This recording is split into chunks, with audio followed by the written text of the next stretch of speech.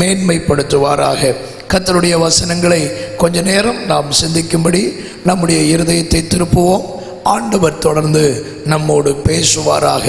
வேதத்தில் 2 வசனங்களை நாம் கவனிப்போம். கர்த்தர் நம்மோடு கிரியை செய்யட்டும்.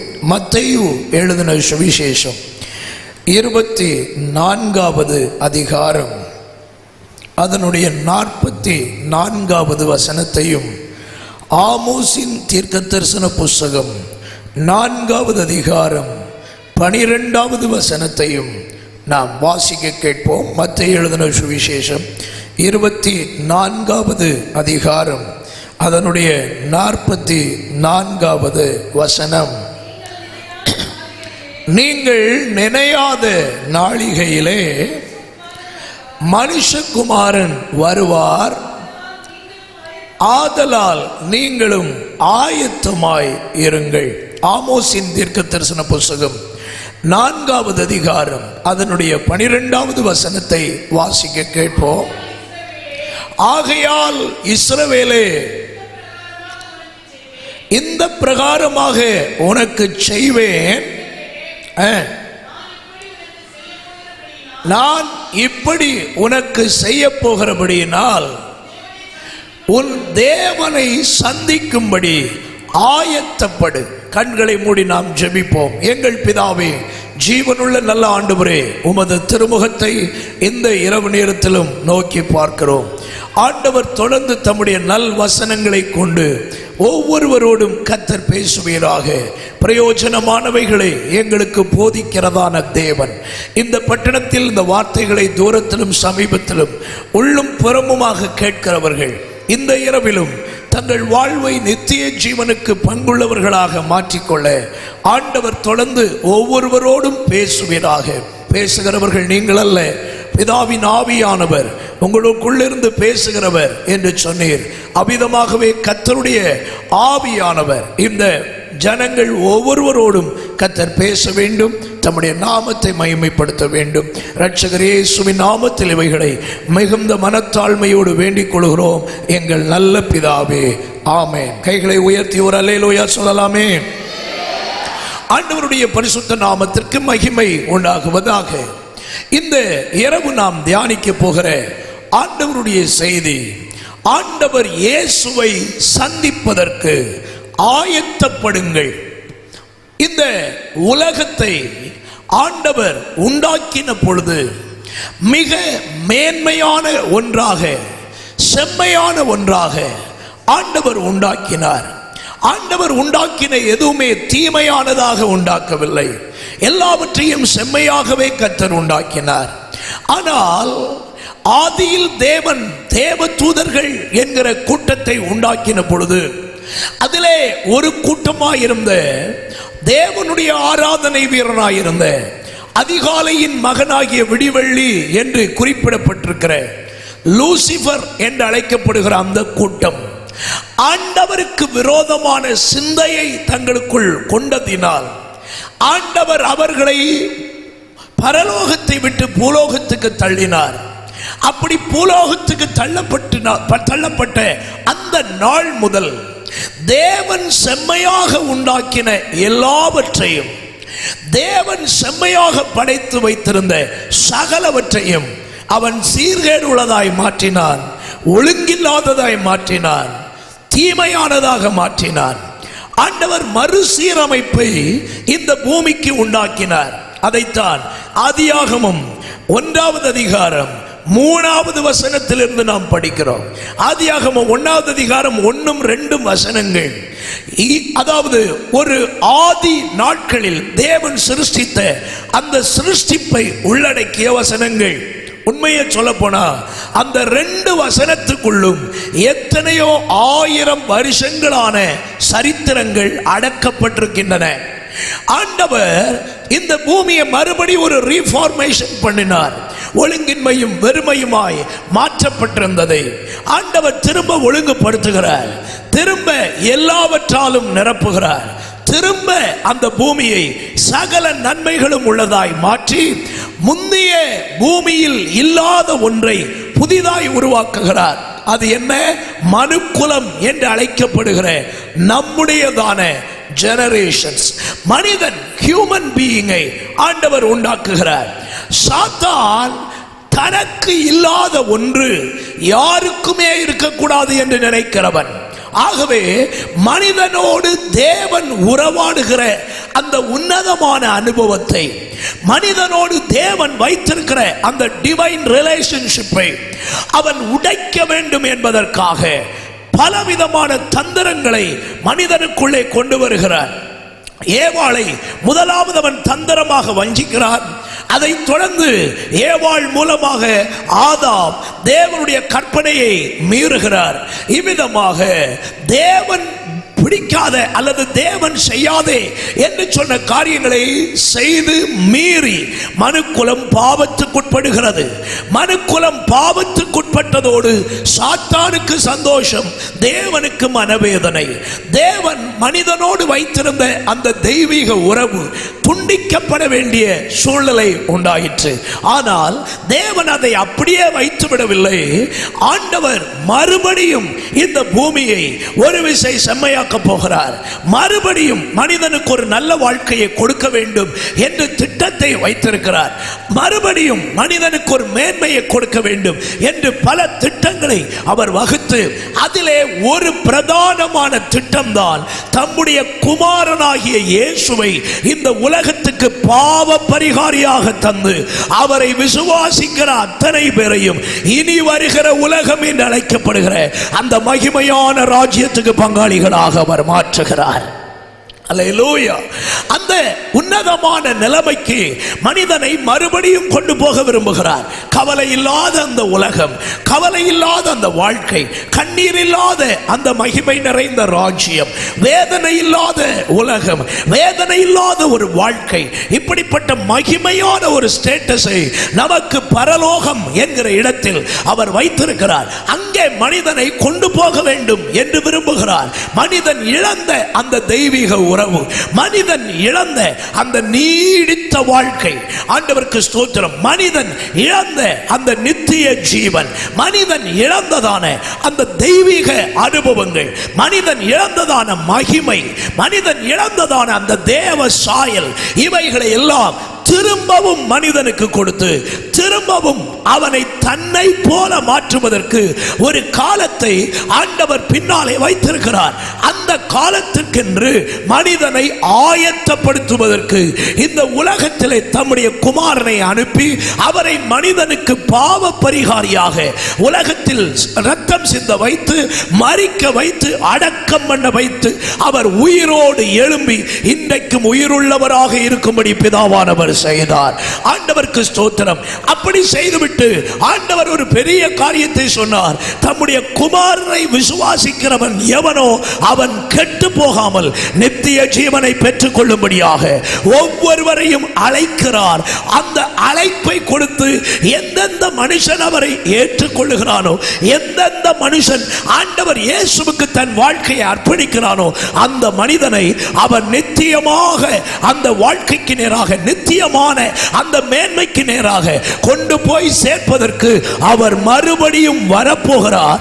அந்த வருகையில் அவரை சந்திப்பதற்கு, சந்தோஷமாக சந்திப்பதற்கு ஒவ்வொரு மனிதனும் ஆயத்தப்பட வேண்டும் என்று கர்த்தர் இத்தனை காலம் நீடிய பொறுமை உள்ளவராய் காத்துக் கொண்டிருக்கிறார். இந்த கன்வென்ஷன் கூட்டங்கள் கூட எதற்காக? உங்களை அவருடைய மகிமையான வருகைக்கு ஆயத்தப்படுத்துவதற்காக. இயேசு கிறிஸ்து இந்த உலகத்தில் வருவாரா என்ற கேள்விக்கு நிச்சயமான பதில்கள் தாராளமாய் சொல்லலாம். ஆண்டவர் இயேசு சொன்ன எத்தனையோ ஆயிரம் வாக்குத்தத்தங்கள் இந்த உலகத்தில் நிறைவேறிக் கொண்டே இருக்கிறது.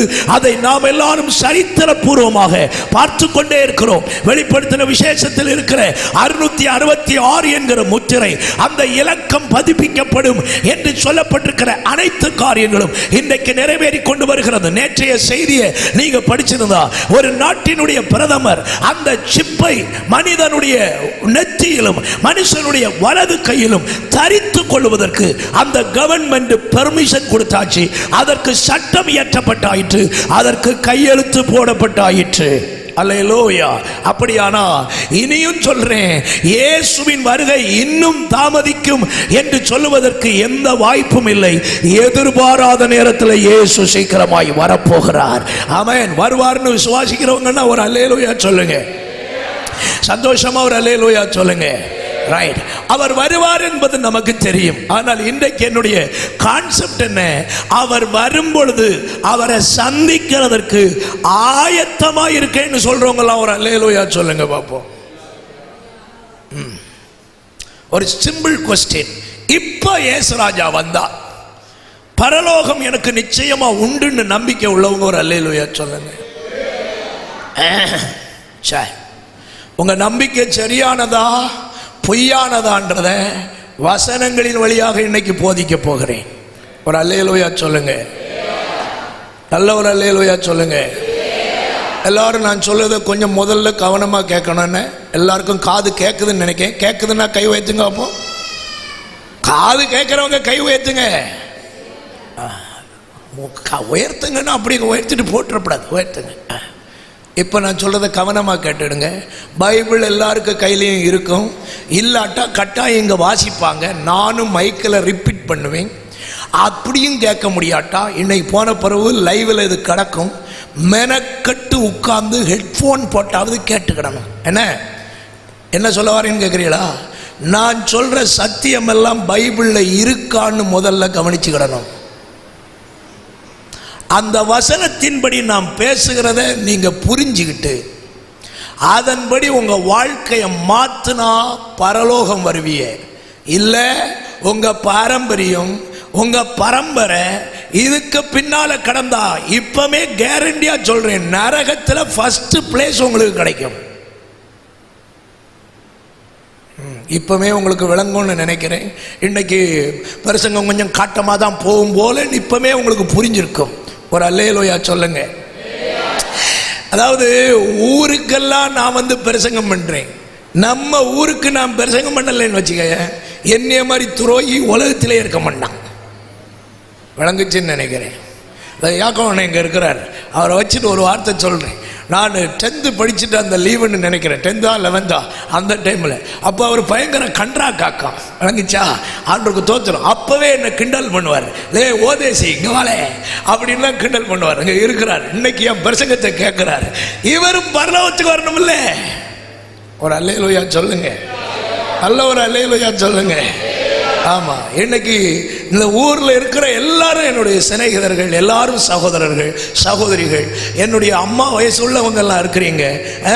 ஆண்டவருக்கு ஸ்தோத்திரம். என்னுடைய சிநேகிதர்களுடைய தாய் தகப்பன்மார் இருக்கிறீங்க, எல்லாரும் இருக்கிறீங்க.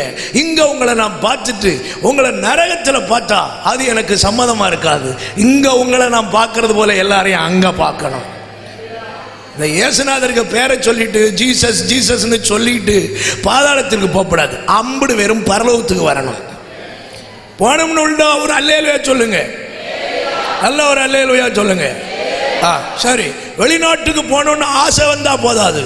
வெளிநாட்டுக்கு போனோம்னு ஆசை வந்தா முதல்ல பாஸ்போர்ட் எடுக்கணும். பாஸ்போர்ட் எடுக்காம வெளிநாட்டுக்கு போனோம்னு பேசுனா பேசுவேன், ஆனா போக மாட்டேன். விளங்குச்சா? ரைட்டு. பாஸ்போர்ட்டை வச்சுக்கிட்டு ஏர்போர்ட்ல போய் பாஸ்போர்ட் இருக்கிறது, நான் வெளிநாட்டுக்கு போறேன். அடுத்து கேட்பான் விசா எங்கன்னு கேட்பான்.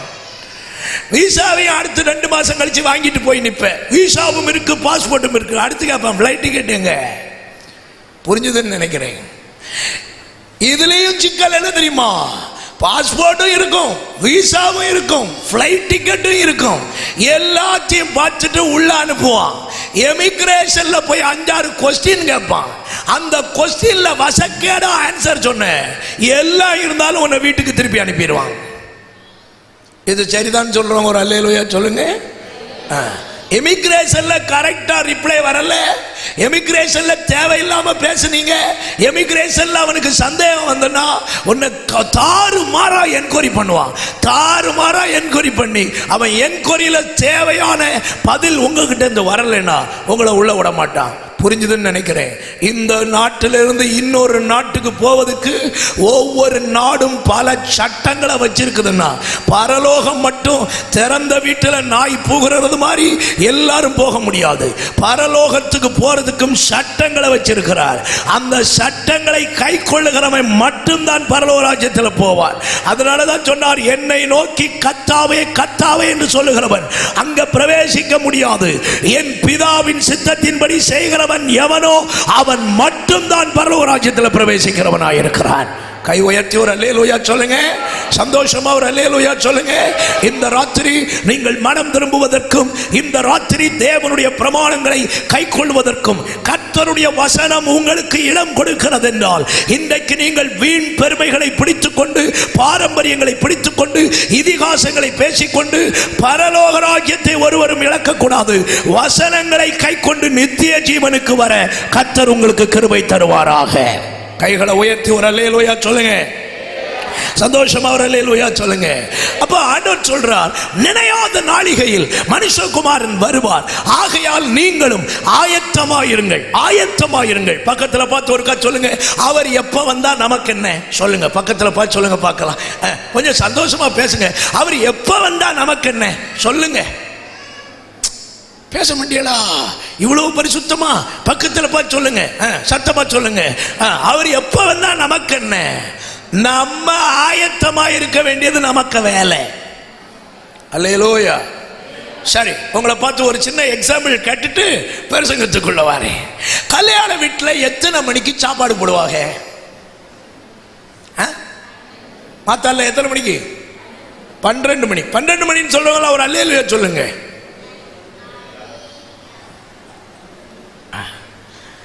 12 மணி தான் இயல்பு. இப்போ சுகர் எல்லாம் வந்ததுனால எல்லாருக்கும் எத்தனை மணி தான்? 12 மணி. சரி, 12 மணிக்கு சோறு கொடுக்கிறதுக்கு 11:45 காய்கறி வெட்டி குழம்பு வச்சா போதாதா? இன்னும் 1/4 மணி நேரம் கிடக்குல்ல. 12 மணிக்கு தானே சோறு, 11:45 ரெடி பண்ணா போதாது? போதாதா? அப்ப எப்ப ரெடி பண்ணணும்? காலையில? பரவாயில்ல, உங்க பொண்ணான வாயெல்லாம் திறக்குதே, பேசுங்க. எத்தனை மணிக்கு ரெடி பண்ணணும்? அதிகாலை இல்லையா? அதிகாலை இல்லைன்னா எத்தனை மணிக்கு? ஒரு 3 மணி, 4 மணி, 5 மணி. அது இப்போ நான் சின்ன பையனாக கிடக்கிற காலத்தில் ராத்திரியே தேங்காய் திருவக்கம் நடக்கும். ராத்திரியிலிருந்து தொடங்கி முறுக்கும் காப்பியும் கொடுப்பாங்க. சுக்காப்பி முறுக்கு தின்னுக்கிட்டு காய வெட்டி அதிகாலைன்னு வரும்போது அங்கே சமையல் தொடங்கும் இல்ல? அதுதான் நான் பழகின பழக்கம். இப்போ எல்லாம் கேட்ரிங்கு கையில் போனதுனால அவங்க இஷ்டத்துக்கு அவங்க நடத்துறாங்க. நம்ம ஊர் வழக்கம் காக்கம். ஒரு அல்லேலூயா சொல்லுங்க பார்க்கலாம். அடுத்த நாள் 12 மணிக்கு சாப்பிட வருவாங்க. 12 மணிக்கு சாப்பிட வர்றதுக்கு எப்ப ஆயத்தமாகறாங்கன்னா, முந்தின நாள் ராத்திரி 12 மணிக்கு வீடு வீடா போய் தட்டில கறிக்காய் வெட்டவா, கறிக்காய் வெட்டவா அப்படின்னு கூப்பிட்டு ராத்திரி 12 மணிக்கே தொடங்குறாங்க. புரிஞ்சுதுன்னு நினைக்கிறேன். அடுத்த நாள் 12 மணிக்கு கொடுக்க வேண்டிய சாப்பாட்டுக்கு முந்தின நாள் ராத்திரி 12 மணிக்கே ஆயத்த வேலை தொடங்குது. சரிதானே? அப்ப தெரியுது, நாளைக்கு 12 மணிக்கு எல்லாருக்கும் சோறு கொடுக்கணும்னா இன்னைக்கு ராத்திரி 12 மணிக்கு வேலை தொடங்கி ஆகணும். புரிஞ்சுதா? இயேசு ராஜா எப்ப வருவார்னு நமக்கு தெரிய வேண்டிய அவசியம் கிடையாது. அவர் எப்ப வந்தாலும் நாம் போறதுக்கு ரெடியா இருக்கணும். அதுதான் நம்முடைய அவசியமா இருக்கிறது. புரிஞ்சுக்கிட்டவங்க ஒரு அல்லேலூயா சொல்லுங்க. சந்தோஷமா ஒரு அல்லேலூயா சொல்லுங்க. அதனால தான் ஆண்டவர் வருகிற அந்த வருகைக்கு முன்னாலே ஒரு எக்ஸாம்பிள் சொன்னார், ஒரு மாடல் சொன்னார், அல்லது ஒரு ஓமானம் சொன்னார். மத்தேயு 24வது அதிகாரம் 43வது வசனத்தை பாருங்க. அந்த நினையாத நாளிகை அப்படின்றத சொல்லுகிறதுக்கு அவர் அங்க ஒரு ஓமையை பயன்படுத்துகிறார். வாசிங்க பார்க்கலாம்.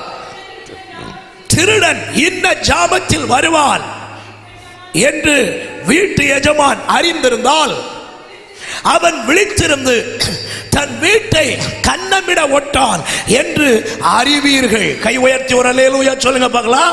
என்ன சொல்ற பாருங்க. திருடன் இன்ன ஜாமத்திலே வருவான் என்று அறிந்திருந்தால் அவன் விழித்திருந்து தன் வீட்டை கன்னமிட வீட்டு எஜமான் விடமாட்டானா? இப்போ பிராக்டிகலா கேட்கிறேன், யாருடைய வாட்ஸ்அப்லயாவது இன்னைக்கு ராத்திரி 11:55 உன் வீட்டுக்கு வருவேன்னு சொல்லி திருடே செய்தி அனுப்புவானா? அனுப்புவானா? அனுப்ப மாட்டான்ல. ஆமா, ஆண்டவர் திருடனை தன்னுடைய வருகைக்கு கனெக்ட் பண்ண முதல் காரியம், அவர் வார செய்தி யாருக்கும் தெரியாது. அவர் எப்ப வருவார், எந்த நேரம் வருவார், என்ன கோணத்தில் வருவார், ஒருத்தருக்கும் தெரியாது. இரண்டாவது, திருடன் வாரது தெரியாது, வந்துட்டு போனது தெரியும். அப்படிதானே?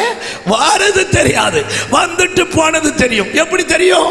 நல்லா இருந்த கதவு உடைஞ்சு கிடக்கும், நல்லா இருந்த பீரோ உடைஞ்சு கிடக்கும், அப்பவே நமக்கு அட்டாக்கு தொடங்கிடும். ஒரு அல்லேலூயா சொல்லுங்க பார்க்கலாம், சந்தோஷமா சொல்லுங்க பார்க்கலாம்.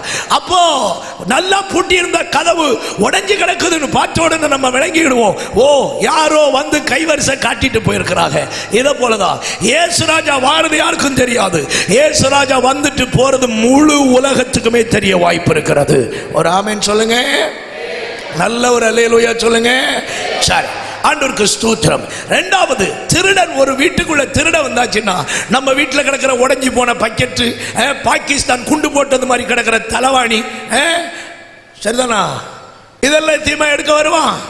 சில வீட்டில எல்லாம் பார்த்தா கஞ்சா முட்டிகள் ஒன்னையும் வேஸ்ட் பண்ண மாட்டாங்க, பத்திரப்படுத்தி வச்சிருப்பாங்க. வீடுக்குள்ள பாருங்க, நிறைய வீட்டில் பாருங்க இருக்கும். நம்ம கல்யாணத்துக்கு வாங்கின கோட்டு இப்ப இதுக்கு இங்க வராது, அதையும் வச்சிருப்போம். எதுக்கு? எதுக்கு? என்னது? ஒரு ஆளு மட்டும் உள்ள மெதுவா சொல்லுது, சாகும் போது பெட்டியில போடுக்கு. அல்லேலூயா. மாப்பிள்ளை சத்தா பொண்டாட்டிக்க கல்யாண சாலை எங்க வரும்? எங்க வரும்? மாப்பிள்ளைக்கு தலைவாணியா வரும். பொண்டாட்டி சத்தா மாப்பிள்ளைக்கு கோட்டை எங்க வரும்? பொண்டாட்டிக்கு தலைவாணியா வரும். அதன் உயிரோடு இருக்கிற காலத்தில் எவனுக்காவது கொடுத்தா அவன் போட்டு உபயோகப்படுத்துவான். பாரம்பரியம், பெரிய பாரம்பரியம். ஒரு அல்லேலூயா சொல்லுங்க. என்ன கோபப்படுதோ வந்தாலும் பிரச்சனை இல்லை, ஒரு அல்லேலூயா சொல்லுங்க. சந்தோஷமா ஒரு அல்லேலூயா சொல்லுங்க. ஆமா, வீட்டில் சேராத சட்டை எத்தனை கிடக்கு. கிறிஸ்துமஸ் வந்தா பழைய துணி இருக்கான்னு வாராம் வீட்டுக்கு, கொடுக்குதியலாக்கும். கஞ்சத்தனம், உடஞ்சி போய் பிடியும் இருக்காது, ஒன்றும் இருக்காது. சில பாத்ரூம்ல எல்லாம் போய் பாரு, அங்க அப்படிதான் மக்கு கிடக்கும், எந்த பக்கம் பிடிக்கிறதுன்னே தெரியாது, அப்படி இருக்கும். சில மக்களை கோர்னா மேல் வழியா தண்ணி போகும், கீழ் வழியா ரிவர்ஸ்ல அது போகும். புரிஞ்சதுன்னு நினைக்கிறேன். கஞ்சா முட்டிகள், இந்த மாதிரிப்பட்ட ஓட்ட உடசலை எல்லாம் எடுக்கிறதுக்கா திருட வருவான்? சொல்லுங்க, திருட எதுக்கு வருவான்? வீட்டில் இருக்கிற நகை, வீட்டில் இருக்கிற பணம், வீட்டில் வச்சிருக்கிற முக்கியமான ஐட்டங்கள், இவைகளை எடுக்கிறதுக்கு தான் திருட வருவான். பாக்கி எல்லாம் அங்கதான் கிடக்கும் இல்லையா? இயேசு திருடனை போல வருகிறார்ன்றதுக்கு அர்த்தம் என்ன தெரியுமா? அவருக்கு சொந்தமான கண்மணிகளை மட்டும் இந்த உலகத்தில் இருந்து எடுப்பார், பாக்கி எல்லாமே இந்த உலகத்தில் தான் கிடக்கும். புரிந்தவர்கள் மட்டும் கையை உயர்த்தி ஒரு அல்லேலூயா சொல்லுங்க. ஆமென். இன்றைக்கு இந்த இரவு வேளை நீங்களும் நானும் இயேசு வரும் பொழுது நாம் எடுத்துக்கொள்ளப்படுகிற முத்துக்களாக காணப்படுவதற்கு பரிசுத்த தேவன் நமக்கு உதவி செய்வாராக. அந்த நாளையும் அந்த நாளிகையும் ஒரு மனிதன் தன் வாழ்க்கையிலே இழப்பான் என்றால் அவனுக்கு அதுக்கு பிறகு மீட்பு கிடையாது, அதற்கு பிறகு விடுதலை கிடையாது, அதற்கு பிறகு அவனுக்கு ரட்சிப்பு கிடையாது, அதற்கு பிறகு அவன் எங்கே ஓடினாலும் அவனால் தப்பிக்கொள்ள முடியவே முடியாது. அதைத்தான் 10 கன்னிகைகளுடைய ஓமையில சொன்னார். 5 பேர் ஆயத்தமாயிருந்தவர்கள் மணவாளனோடு கூட போய்விட்டார்கள். ஆயத்தம் இல்லாதவர்கள் விளக்குகளை ஆயத்தப்படுத்தி விட்டு வந்து நின்றுட்டு சொல்றாங்க, எங்களுக்கும் திறக்க வேண்டும். ஆண்டவருடைய வார்த்தை வருகிறது, உங்களை அறியேன் என்று சொல்லுகிறார். இந்த ராத்திரி சொல்றேன், there is no second chance for anyone. ஒரு மனுஷனுக்கும் இரண்டாவது வாய்ப்பு கிடையாது. கிடைக்கிற முதல் வாய்ப்புல எவன் பயன்படுத்திக் கொள்கிறானோ அவன் தான் பரலோக ராஜ்யத்துக்கு பாக்கியமாய் காணப்படுகிறான். அந்த நாளை யாரும் அறிய முடியாது, அந்த நாளிகையை யாரும் அறிய முடியாது, அந்த சூழ்நிலையை யாரும் அறிய முடியாது. அந்த நொடி எவ்வளவு நேரம் நடக்கும் தெரியுமா? ஒரு இமை பொழுதுல, ஒரு fraction of secondல இயேசுவினுடைய வருகை சம்பவித்து முடிந்து விடுமா? அந்த மைக்ரோ மில்லி செகண்ட்ல நீ ஆயத்தமாய் இருந்தால் பரலோகத்துக்கு பாக்கியவான். அந்த மைக்ரோ மில்லி செகண்டுக்கு உன் வாழ்க்கை தப்பிட்டுனா அவ்வளவுதான். அதுக்கு பிறகு வாய்ப்பு இல்லை. நம்ம பாடுவோம்ல, திறவுண்ட வாசல் அடைபடும் முன் நொறுங்குண்ட மனநாய் முன் செல்வோன் யார், நாட்கள் கொடியதாய் மாறிடுதே காலத்தை ஆதாயம். தெரிஞ்சவங்க எல்லாம் ஒரு அல்லேலூயா சொல்லுங்க. இந்த பாட்டு எல்லாரும் ரிசர்வ்டா இருக்க வேண்டானே, நல்ல கை தட்டி நல்ல. நான் ஒன்னும் அமெரிக்கால இருந்து இறங்கி வரல, ரிசர்வ்டா இருந்து வசனம் கேட்கறதுக்கு. சந்தோஷமா ஒரு அல்லேலூயா சொல்லுங்க பார்க்கலாம். நல்ல ஒரு அல்லேலூயா சொல்லுங்க பார்க்கலாம். கை தட்டி ஒரு வரி அந்த பாடலை பாடலாமா? வாசுங்க, ஜி கொடுங்க. அல்லேலூயா. நல்ல கைகளை தட்டி பாடி ஆண்டவரை மகிமைப்படுத்தலாமா? திறவுண்ட வாசல் அடைபடும் முன் நொறுங்குண்ட மனநாய் முன் செல்வோன் யார், திறவுண்ட வாசல் அடைபடும் முன் நொறுங்குண்ட மனநாய் நாட்கள் கொடியதாய் மாறிடுதே காலத்தை ஆதாயம் செய்திடுவோம். நாட்கள் கொடியதாய் மாறிடுதே காலத்தை ஆதாயம் செய்திடுவோம். இருள் சூழும் காலம் இனி வருதே,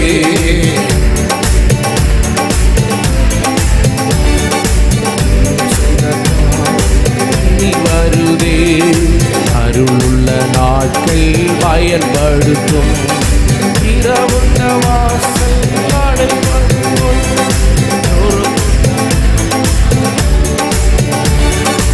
இரவுண்ட வாசல் அடைபடும் நொறுங்குண்ட மனநாய் முன் செல்வோன் யார், திறவுண்ட வாசல் அடைபடும் நொறுங்குண்ட மனநாய் முன் செல்வோன் யார், திறவுண்ட வாசல் அடைபடும் நொறுங்குண்ட மனநாய் முன் செல்வோன் யார், நாட்கள் கொடியதாய் மாறிடுதே காலத்தை ஆதாயம் செய்திடுவோம். நாட்கள் கொடியதாய் மாறிடுதே காலத்தை ஆதாயம் செய்திடுவோம். இனி வரும் நாட்களில் நமது வெகு அதிகம் விசுவாசிகளே, இனி வரும் நாட்களில்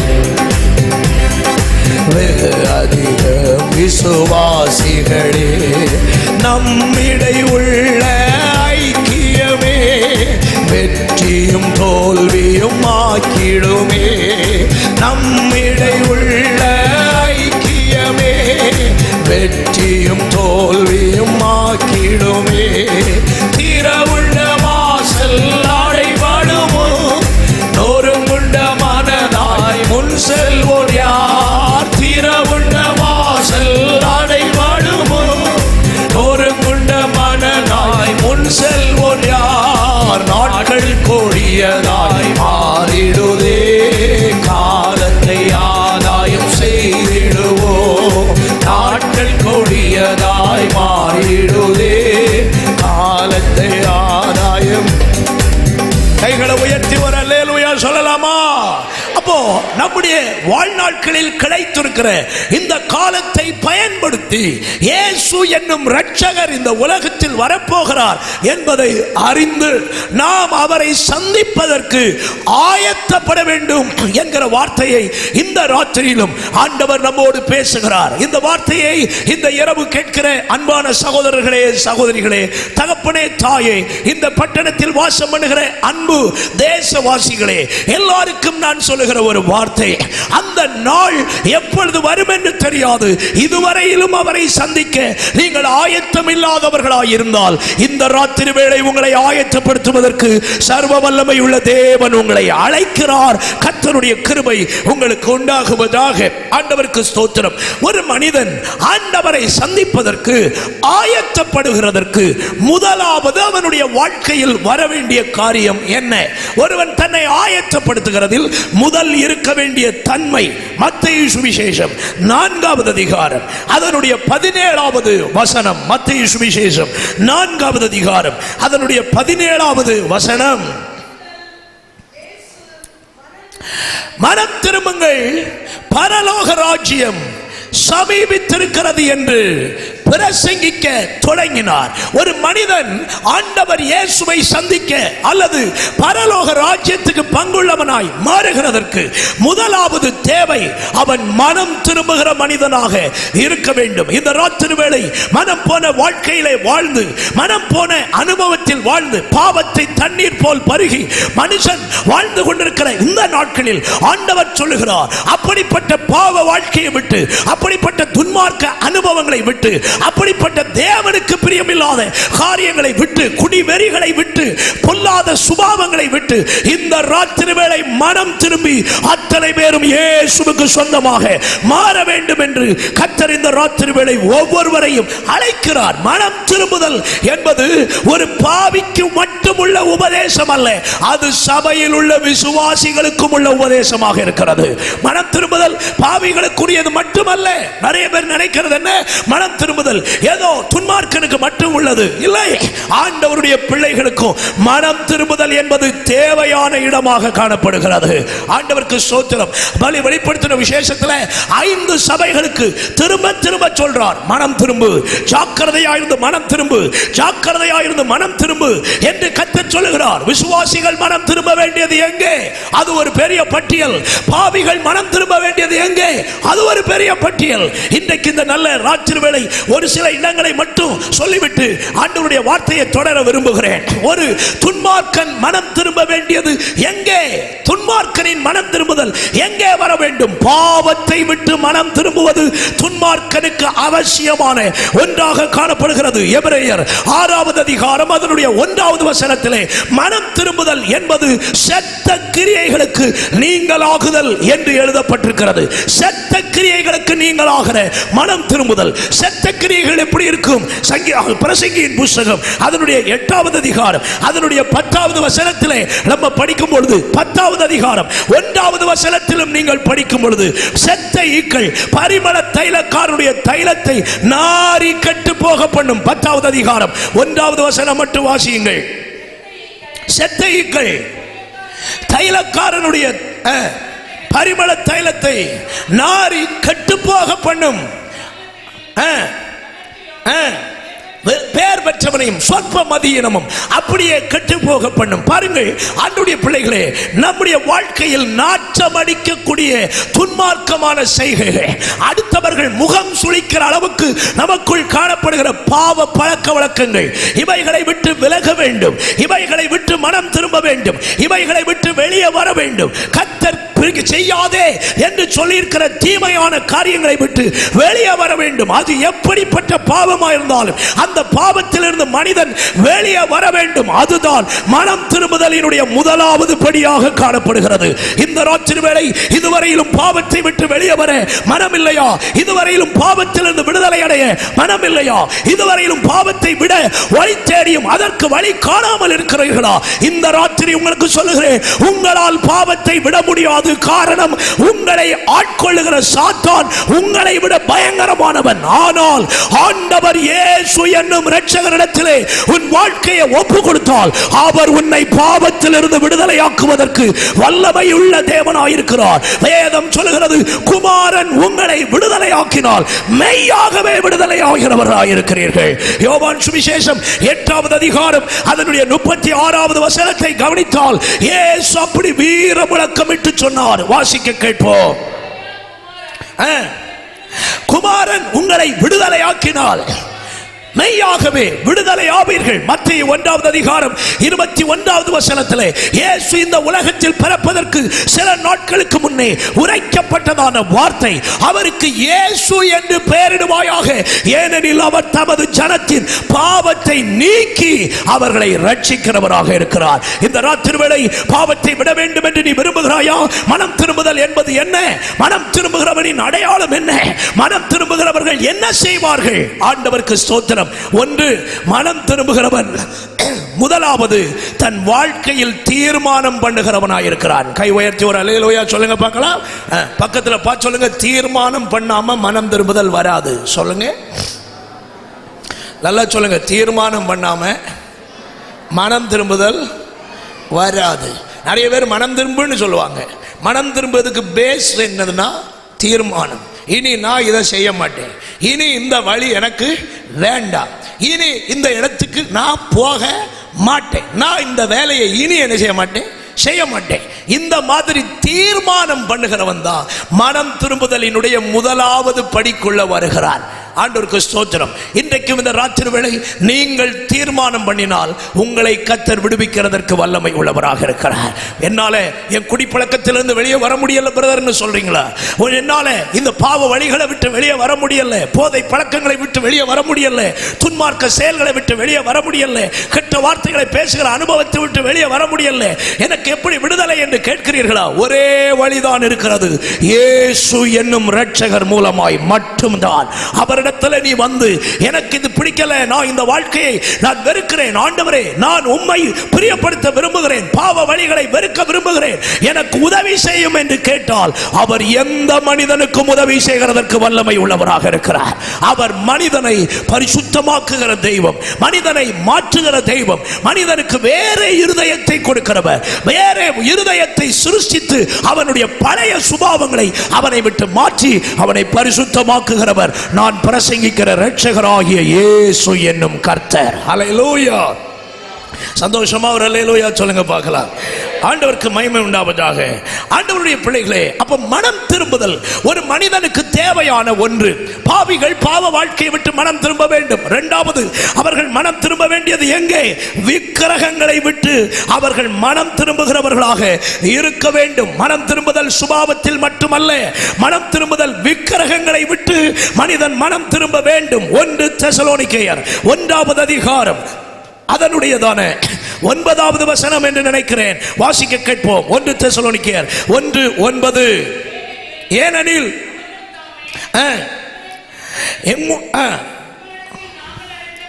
எங்களை குறித்து உங்களிடத்தில் நாங்கள் அடைந்த பிரவேசம் இன்னதென்பதையும் ஜீவனுள்ள மெய்யான தேவனுக்கு ஊழியம் செய்வதற்கு நீங்கள் விக்கிரகங்களை விட்டு தேவனிடத்திற்கு மனம் திரும்பினதையும் கவனிக்கிறீங்கன்னு நினைக்கிறேன்.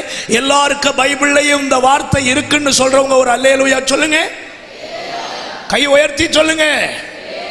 எதை விட்டு மனம் திரும்பணுமா சொல்லுங்க? விக்கிரகம்னா என்னன்னு தெரிஞ்சவங்க கை உயர்த்துங்க. நிறைய பேருக்கு தெரியல போல, அப்ப நான் விளக்கி சொல்றேன், தெரியாட்டா சொல்லித்தாரேன். தெரியும்னா கை உயர்த்துங்க. விக்கிரகம்னா என்னன்னு தெரியும்ன்றவங்க கை உயர்த்துங்க பார்க்கலாம். தெரியாதுன்னா ஒரு வசனத்தை நினைவுபடுத்துகிறேன், அப்பவே புரிஞ்சுக்கிடுங்க. எனக்கு ஒப்பான ஒரு சொரூபத்தை பூமியில என்ன செய்யாத, உண்டாக்காத, நமஸ்கரிக்காத. என்னை அன்றி உனக்கு வேற தேவர்கள் உண்டாயிருக்க வேண்டாம். தெய்வத்தை ஒரு சிலை வடிவில் உண்டாக்கி அல்லது தெய்வத்தை ஒரு சொரூபத்துக்கு இணையாக்கி இதுதான் தெய்வம் என்று கும்பிடுவது விக்கிரக ஆராதனை. பெந்தேகோஸ்துக்காரனுக்கு விக்கிரக ஆராதனை இருக்கா? கிறிஸ்தவனுக்கு விக்கிரக ஆராதனை இருக்கா? நிறைய இருக்கு. பகிரங்கமா சொல்றேன், I don't care about anyone. தெளிவா சொல்றேன், யாரா இருந்தாலும் சரி, ஒரு சிலுவையை பார்த்து நீ இப்படி கையெடுத்து கும்பிட்டா அதுவும் விக்கிரக ஆராதனை.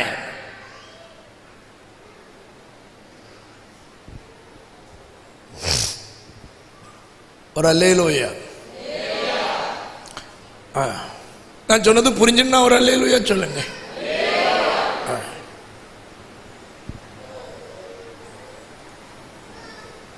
இயேசுவின் தாய் அல்ல மரியாதைக்குரியவர்கள், கனத்துக்குரியவர்கள். ஆனா பைபிள்ல எங்கே அந்த அம்மாவை ஆராதிக்கணும்னு எழுதல. யாருக்கு பைபிள்லயாவது எழுதியிருக்கா? அம்மா புரிஞ்சா இருக்கீங்களா? எழுதியிருக்கான்னு கேட்டேன். எழுதலைன்னா ஒரு அல்லேலூயா சொல்லுங்க. அதுல ஒருத்தர் என்கிட்ட கேட்ட கேள்வி, ஒருவேளை உங்களுக்குள்ள அந்த கேள்வி இருக்கும், உங்களுக்கு பகிரங்கமா பதில் தாரேன். ஒரு கேள்வி கேட்டார் ஒருத்தர், ஒரு கொஞ்சம் காலத்துக்கு முன்னால. என்ன கேள்வினா, தாய் இல்லாமல் பிள்ளை வந்து விட்டதா? தாய் இல்லாமல் பிள்ளை வந்து விட்டதா? நான் இன்னொரு கேள்வி கேட்கும் பிரதர். மரியாள் ரொம்ப புனிதமான ஸ்திரீ, ஆனால் அந்த அம்மா இல்லாம இயேசு இல்லைன்னு சொன்னா, மரியாளை விட மரியாளை இந்த உலகத்துக்கு ஈண்ட தாய் அல்லவா மரியாளை விட பெரிய ஆளு? நான் சொன்ன சரியா தப்பா? சரின்றவங்க கை வருதுங்க.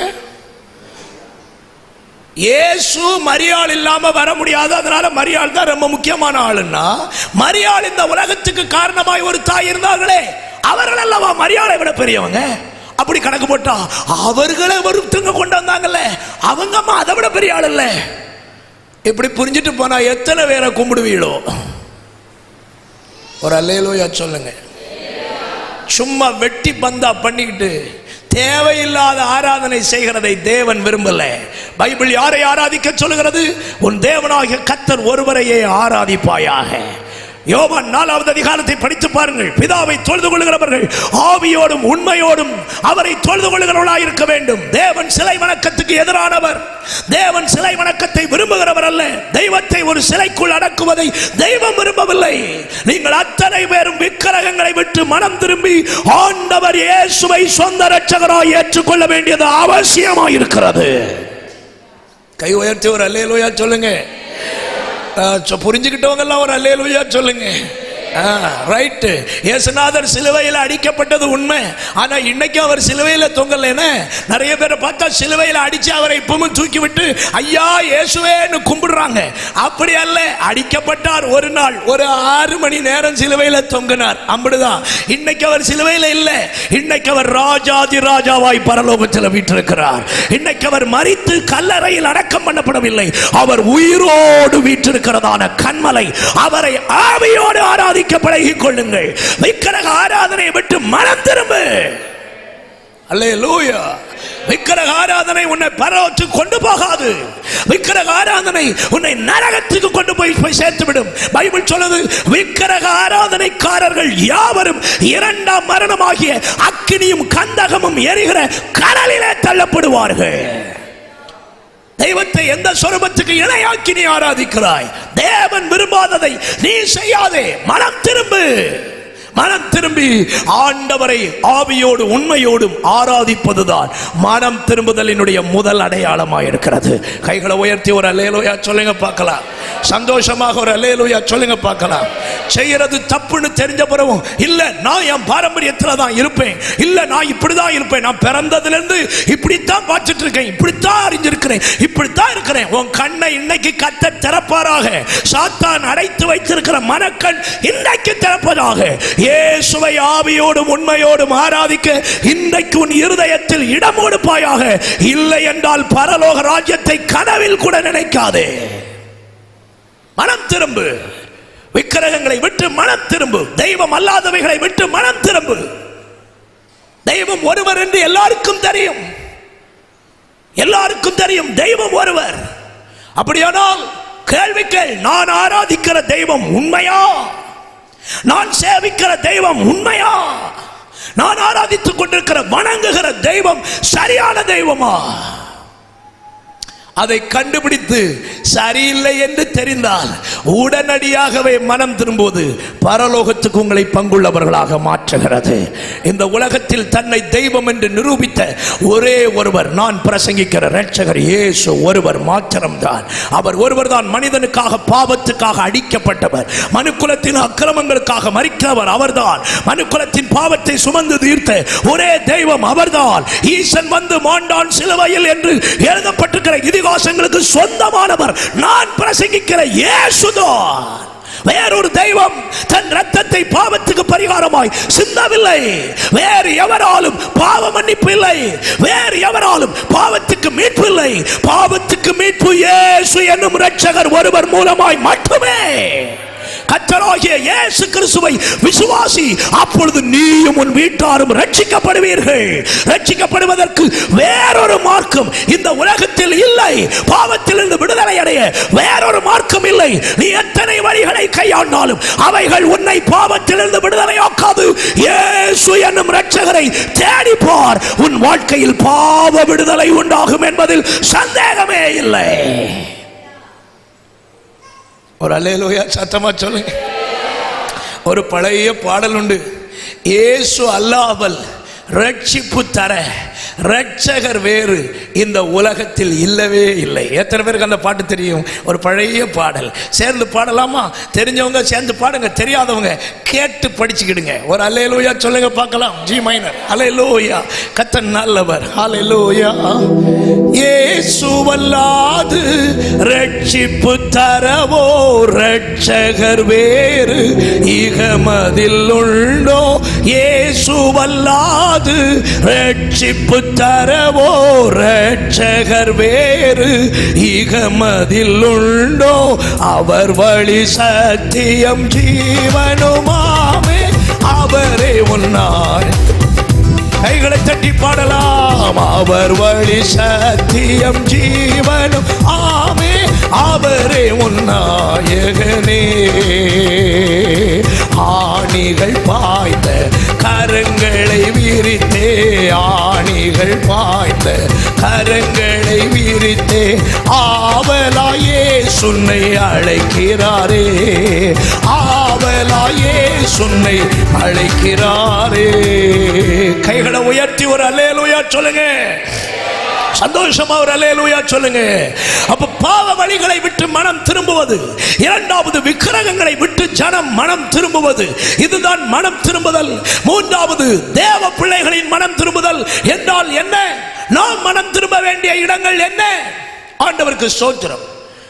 இன்னும் ஒரு காரியத்தை கிறிஸ்தவர்களுக்காக நான் இடையில சொல்லி ஆகணும். அதை சொல்லித்தான் ஆகும். ஒரு அல்லேலூயா சொல்லுங்க. இயேசுநாதருக்கு போட்டோ வீட்டில் இருக்குன்னு சொல்றவங்களாம் ஒரு அல்லேலூயா சொல்லுங்க. இருந்தாலும் சொல்ல முடிய அல்லேலூயா. ஒரு அல்லேலூயா சொல்லுங்க. இப்ப சிங்கு யோசிக்கிறான், இப்படி எல்லாம் பேசுவோம்னா இவனை கூட்டிருக்க மாட்டேனே. அல்லேலூயா. நல்ல ஒரு அல்லேலூயா சொல்லுங்க. அடுத்தவருக்கு அங்க வரணும்னு எனக்கு ஆசையே இல்லை.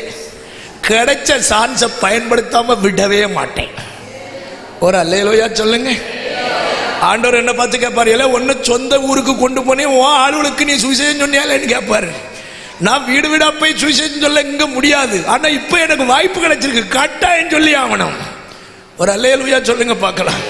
சந்தோஷமா ஒரு அல்லேலூயா சொல்லுங்க பார்க்கலாம். நல்ல ஒரு அல்லேலூயா சொல்லுங்க.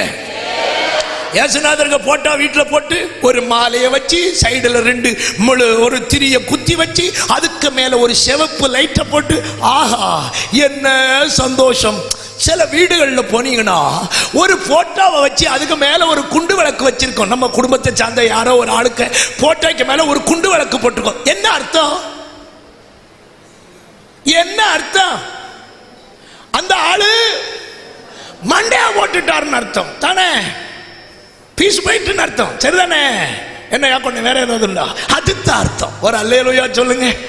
நல்ல ஒரு அல்லேலூயா சொல்லுங்க. அப்ப போட்டாக்கு மேல குண்டு லைட் போட்டிருந்தா என்ன அர்த்தம்? பார்ட்டி போய் சேர்ந்தாச்சுன்னு அர்த்தம். இயேசுநாதருக்கு போட்டாக்கு மேல குண்டு லைட் போட்டு வச்சிருந்தா என்ன அர்த்தம்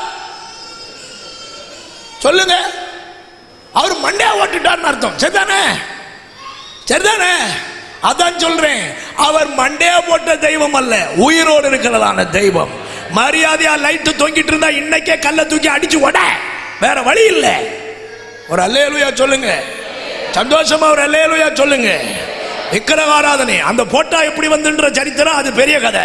அதெல்லாம் இப்ப சொன்னா எனக்கு பிரசங்கனை 12 மணி ஆனாலும் முடியாது. ஒரு அல்லேலூயா சொல்லுங்க. இயேசு இப்படித்தான் இருந்தார் என்று யாரும் சொல்ல முடியாது. காரணம், அந்த போட்டோ எப்படி வந்தது தெரியுமா? அவருடைய முகத்தில் ஒட்டி இருந்ததான அந்த துணியை எடுத்து அதை வைத்து ஒரு ஆர்டிஸ்ட் வரைந்ததான போட்டோ தான் நீங்க நிறைய பேர் இயேசு என்று பார்க்கிற போட்டோ. அவர் வாழ்ந்த நாட்களில் எந்த போட்டோகிராஃபியும் கிடையாது. அவர் வாழ்ந்த நாட்களில் யாரும் புகைப்பிடிக்க முடியாது. அப்படிப்பட்ட காலம் அது. அவருடைய முகத்தில் ஒட்டியிருந்த அந்த துணி, அதை வைத்துதான் இயேசு இப்படி இருந்திருப்பார் என்று கற்பனையாய் சித்தரிக்கப்பட்ட ஒரு போட்டோகிராஃப் அது. அதை வைத்து தெய்வம் என்று வணங்குவதும் விக்கிரகாராதனை. இன்றைக்கு உங்கள் வாழ்க்கையை விட்டு அவைகளை தூக்கி எறியுங்கள். மெய்யான கிறிஸ்தவர்களாய் வாழுங்கள். கை உயர்த்தி ஒரு அல்லேலூயா சொல்லுங்க. நல்ல ஒரு அல்லேலூயா சொல்லுங்க பார்க்கலாம். கர்த்தருக்கு ஸ்தோத்திரம். ஆண்டவர்களை ஆசீர்வதிப்பாராக. அப்ப மனம் திரும்புதல் என்பது அவசியம். விசுவாசிகளின் மனம் திரும்புதல் எங்கே? கிறிஸ்தவனின் மனம் திரும்புதல் எங்கே? ஆண்டவருக்கு ஸ்தோத்திரம். வெளிப்படுத்தல் 2வது அதிகாரம் 5வது வசனத்தை கவனித்தால் விசுவாசிகள் மனம் திரும்ப வேண்டிய இடத்தை ஆண்டவர் அங்கே சொல்லுகிறார். வாசிக்க கேட்போம். ஆகையால் நீ இந்த நிலைமையில் இருந்து விழுந்தாய் என்பதை நினைத்து மனம் திரும்பி ஆதியில் செய்த கிரியைகளை செய்வாயாக. அப்போ மனம் திரும்ப வேண்டியது எங்கே? 4வது வசனத்தில் வாசிக்கிறோம். ஆகிலும் உன் பேரில் எனக்கு ஒரு குறை உண்டு, ஆதியில் கொண்டிருந்த அன்பை விட்டாய் என்று. உன் பேரில் ஒரு குறை. ஆண்டவர் சபையை பார்த்து மனம் திரும்ப சொல்றது, அன்பை விட்டாய். அதுல மனம் திரும்பு. ஆண்டவரை நேசிக்கிறதுல மனம் திரும்பு. ஆண்டவரை நேசிக்கிற அனுபவத்தில் மனம் திரும்பு. ஒரு கணம் சிந்தித்து பாருங்கள். ரட்சிக்கப்பட்ட புதுசுல, ஆண்டவரை ஏற்றுக்கொண்ட புதுசுல, ஆண்டவரை தேடி வந்த அந்த காலத்தில் உங்களுக்கு இருந்த அந்த தெய்வீக அன்பு, உங்களுக்குள் இருந்த அந்த தெய்வீக உறவு, உங்களுக்குள் இருந்த அந்த ஜெபம், உங்களுக்குள் இருந்த வேத வாசிப்பு, உங்களுக்குள் இருந்த தெய்வீக ஆராதனை இன்றைக்கு உங்கள் வாழ்க்கையில் இருக்கிறதா? அது இல்லை என்றால் இன்றைக்கு புரிந்து கொள்ளுங்கள், நீங்கள் தேவனை விட்டு பின்வாங்கி நிற்கிறீர்கள். நீங்கள் தேவனை விட்டு தூரமாய் போய் நிற்கிறீர்கள். உங்களுக்கும் தேவனுக்கும் இடையே இருக்கிற உறவு என்கிற பாலம் அது உடைக்கப்பட்டிருக்கிறது. இன்றைக்கு ஆவியானவர் சொல்லுகிறார், நீ மறுபடியும் மனம் திரும்பி ஆதியில் இருந்த அந்த அன்பு நிலைமைக்கு திரும்ப வருவாயாக. சபை மனம் திரும்பி வர வேண்டும். எழுப்புதல் என்று பேசுகிறோமே, எது எழுப்புதல்? சபை மனம் திரும்பி ஆண்டவர் பக்கமாய் அன்பு கூற வருவதுதான் எழுப்புதலினுடைய முதல் படி. கூட்டம் கூட்டமாய் ஜனம் வருவதல்ல எழுப்புதல். கூட்டம் கூட்டமாய் மக்கள் கூடுவதல்ல எழுப்புதல். அது கட்சிக்காரர்களுக்கும் கூடும் கூட்டம். கூட்டம் கூடுவதல்ல எழுப்புதல். எழுப்புதல் ஜனத்துக்குள் வருகிற மாற்றம் தான் எழுப்புதலாக இருக்கிறது. அவனையும் இவனையும் குறை சொல்லி வாழ்றதல்ல வாழ்க்கை. நமக்கு உள்ள இருக்கிற குறைவுகளை உணர்ந்து கர்த்தர் பக்கமாய் வந்து நம்மை சரியாக்கி கொள்வதுதான் எழுப்புதல். ஒரு அல்லேலூயா சொல்லுங்க பார்க்கலாம். சந்தோஷமா ஒரு அல்லேலூயா சொல்லுங்க பார்க்கலாம். ஆண்டவர் மனம் திரும்புகிறதற்கு தருணம் தருகிறார். நம்முடைய வாழ்க்கையில் எத்தனை தப்பிதங்கள் வந்த பிறகும், எத்தனை வாழ்க்கையில் போராட்டங்கள் வந்த பிறகும், எத்தனை இடங்களில் பாவத்திலேயே விழுந்த பிறகும் ஆண்டவர் என்ன சொல்றார் தெரியுமா? நம்மளை தள்ளல, நம்மளை நியாயம் தீர்த்து நீ வேண்டாம்னு சொல்லல. மாறாக அவர் ஒவ்வொருவனும் மனம் திரும்புகிறதற்கு தருணம் கொடுத்து கொண்டே இருக்கிறார், சான்ஸ் கொடுத்து கொண்டே இருக்கிறார். வெளிப்படுத்தல் 2வது அதிகாரம், ஆண்டவருக்கு மகிமை உண்டாகட்டும். வெளிப்படுத்தின விசேஷம் அதனுடைய 2வது அதிகாரம், பிரைஸ் பீ டு காட், அதனுடைய 21வது வசனத்தை பாருங்கள்.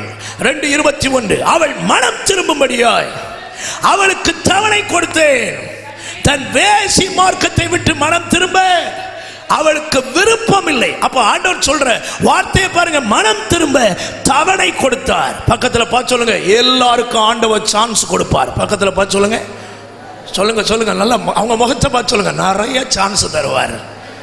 சொல்லுங்க சொல்லுங்க, நிறைய சான்ஸ் தருவார். ஒரு சான்ஸ் 2 சான்ஸ் இல்லை, நிறைய சான்ஸ் தருவார். அதனாலதான் எருசலேமை பார்த்து இயேசுவே சொன்னார், கோழி தன் குஞ்சுகளை சேர்த்துக் கொள்கிற வண்ணமாய் உன்னை எத்தனை தரமோ சேர்த்துக் கொள்ள மனதாக இருந்தேன். ஒரு தடவை 2 தடவை இல்லை, பல வாய்ப்புகளை கர்த்தர் கொடுப்பார். ஒரு ஆளை வச்சு இல்லை உங்களுக்கு சுவிசேஷம் பிரசங்கம் பண்றது, ஒருக்கா மட்டும் இல்லை, ஆண்டவருடைய வார்த்தைகளை உங்களுக்கு ஆண்டவர் சொல்றது. எத்தனையோ தேவ மனிதர்களை கொண்டு வந்து உங்களுக்கு பேசுவார், எத்தனையோ பரிசுத்தவான்களை உங்களுக்கு பயன்படுத்துவார். எல்லாருக்கும் நீங்கள் செவி கொடுக்காமல் போகும் பொழுதுதான் உங்களுக்கு கேடு உண்டாகிறது. அல்லேலூயா, அல்லோரா அல்லேலூயா சொல்லுங்க. போன வருஷம் ஒரு ஆளை கொண்டு வந்திருப்பாரு, இந்த வருஷம் என்னைய கொண்டு வந்திருக்கிறார், அடுத்த வருஷம் வேற யாரை கொண்டு வருவார் தெரியாது. இதுக்கடையில நீங்க எத்தனை பேரை சந்திப்பீங்க அது தெரியாது. யூடியூப்ல எத்தனை பார்ப்பீங்க அது தெரியாது. டிவி சேனல்ஸ்ல எத்தனை பார்ப்பீங்க தெரியாது. எல்லாவற்றின் வழியாக ஆண்டவர் உங்களோடு வசனங்களை கொண்டு பேசுகிறார். ஒவ்வொரு வசனங்களும் உங்களை உணர்த்துது, ஒவ்வொரு வசனங்களும் உங்களுக்கு சான்சஸ் உணர்த்துது, ஒவ்வொரு வார்த்தைகளும் கர்த்தர் உன்னை நேசிக்கிறார், மனம் திரும்பு மனம் திரும்பு என்று பேசுகிறது. ஆனால் அதற்கு செவி கொடுக்காமல் போகும் பொழுதுதான் கர்த்தருடைய கோபாக்கினை மனிதன் மேல் வருகிறது. ஆண்டவர் எப்ப தெரியுமா கோபப்படுவார்? ஆண்டவர் எப்ப தெரியுமா ஒரு மனிதன் மேல எரிச்சல் அடைவார்? ஒரே காரணம், அவனுக்கு மனம் திரும்ப விருப்பம் இல்லாமல் வந்துட்டா, மனம் திரும்ப அவன் யோசிக்காம போனா, மனம் திரும்பாமல் தன்னை கடினப்படுத்தினால், அப்பொழுதுதான் கர்த்தருடைய கோபம் அவன் மேல் வருகிறது.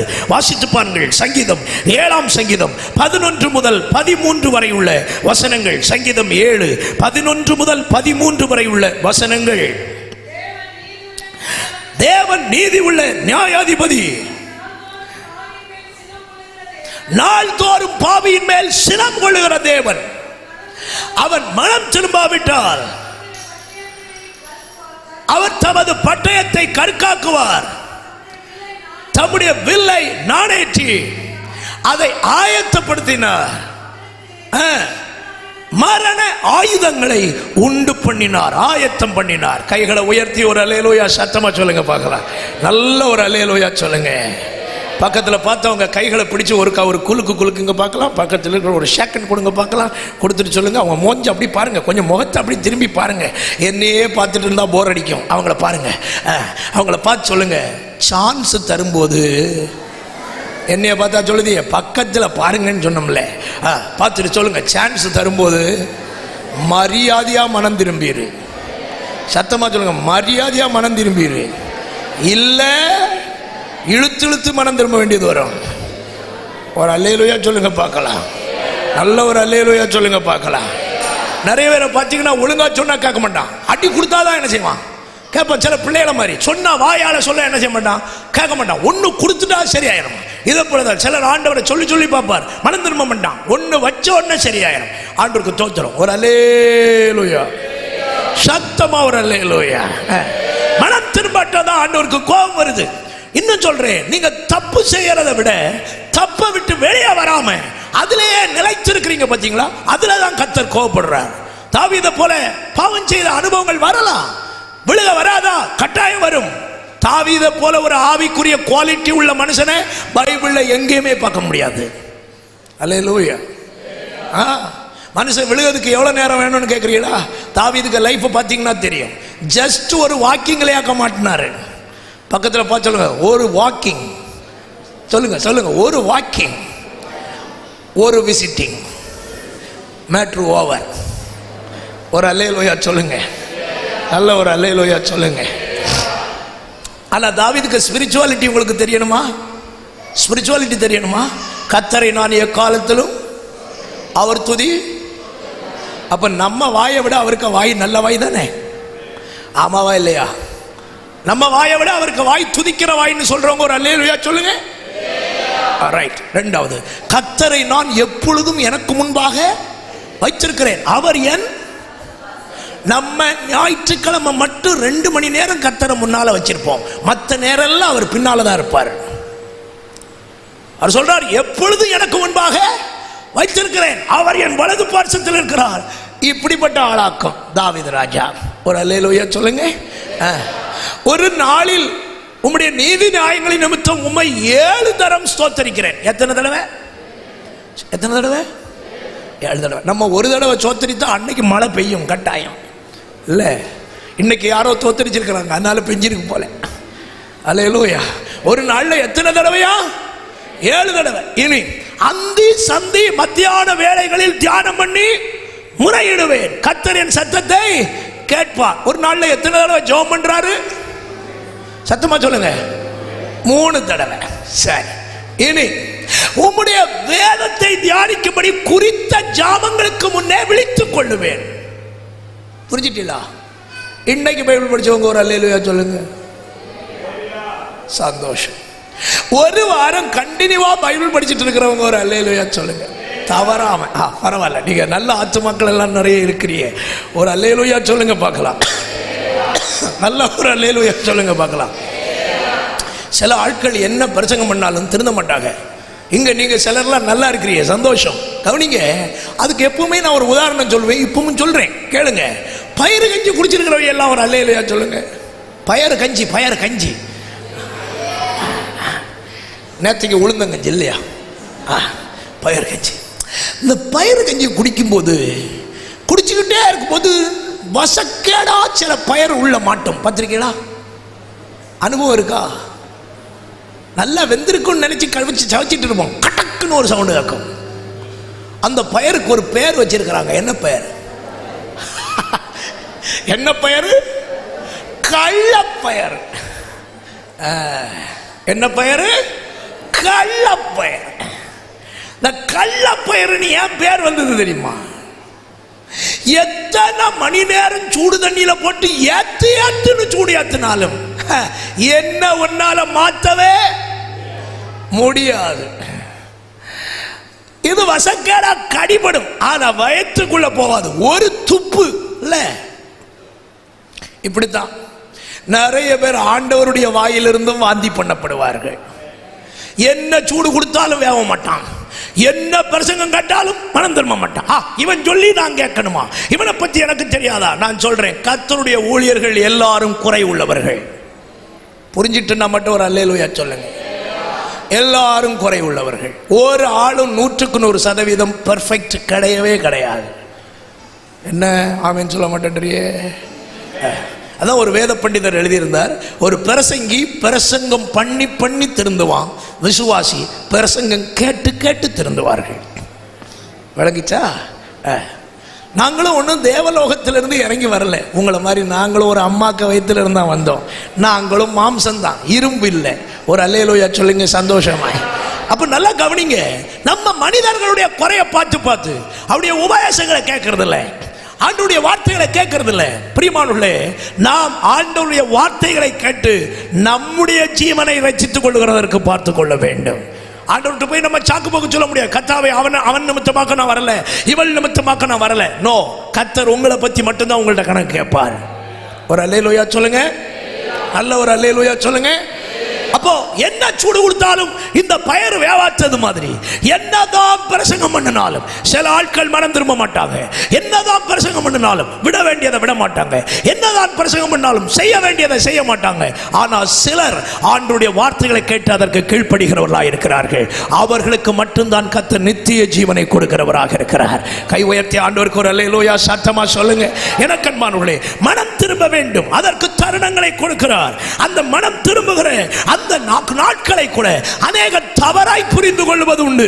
ஆண்டவருக்கு ஸ்தோத்திரம். இன்றைக்கு ஒன்று சொல்றேன், நான் தவறு செய்கிறேன், அதெல்லாம் நல்லா தானே இருக்கிறேன். நான் தவறு செய்கிறேன், ஆனாலும் என் வாழ்க்கையில ஒரு குறையும் இல்லையே. நான் பாவம் செய்கிறேன், ஆனாலும் என் பிசினஸ் நல்லா தானே இருக்கு, என் வாழ்க்கை நல்லா தானே இருக்கு, என் பிள்ளைகள் நல்லா தானே இருக்கிறாங்க.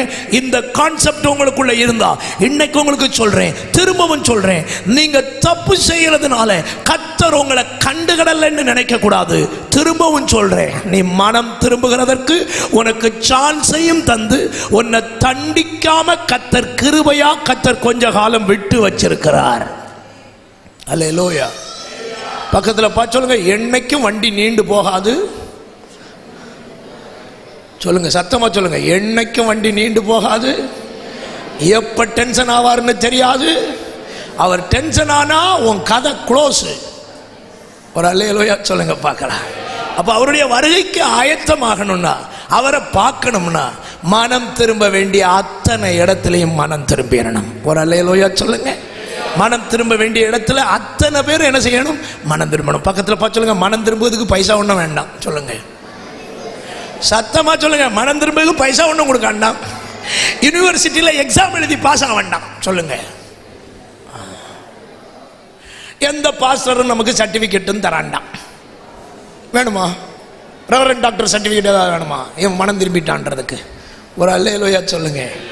மனம் திரும்புதல்ன்றது உங்களுக்கும் கர்த்தருக்கும் உள்ள விஷயம். புரியுதா?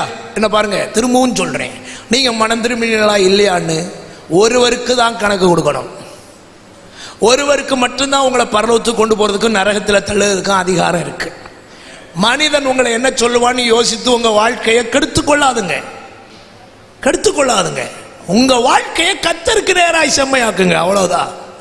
மனிதன் என்ன சொல்லுவான், அவன் அப்படி சொல்லுவான், அதை பத்தி ஒன்றும் யோசிக்காதுங்க, அதை மைண்ட்லேயே கொண்டு வராதுங்க. மனம் திரும்ப வேண்டிய இடத்துல மனம் திரும்பி ஆண்டவர் இயேசுவை சந்திப்பதற்கு ஆயத்தப்படுவீர்களாக.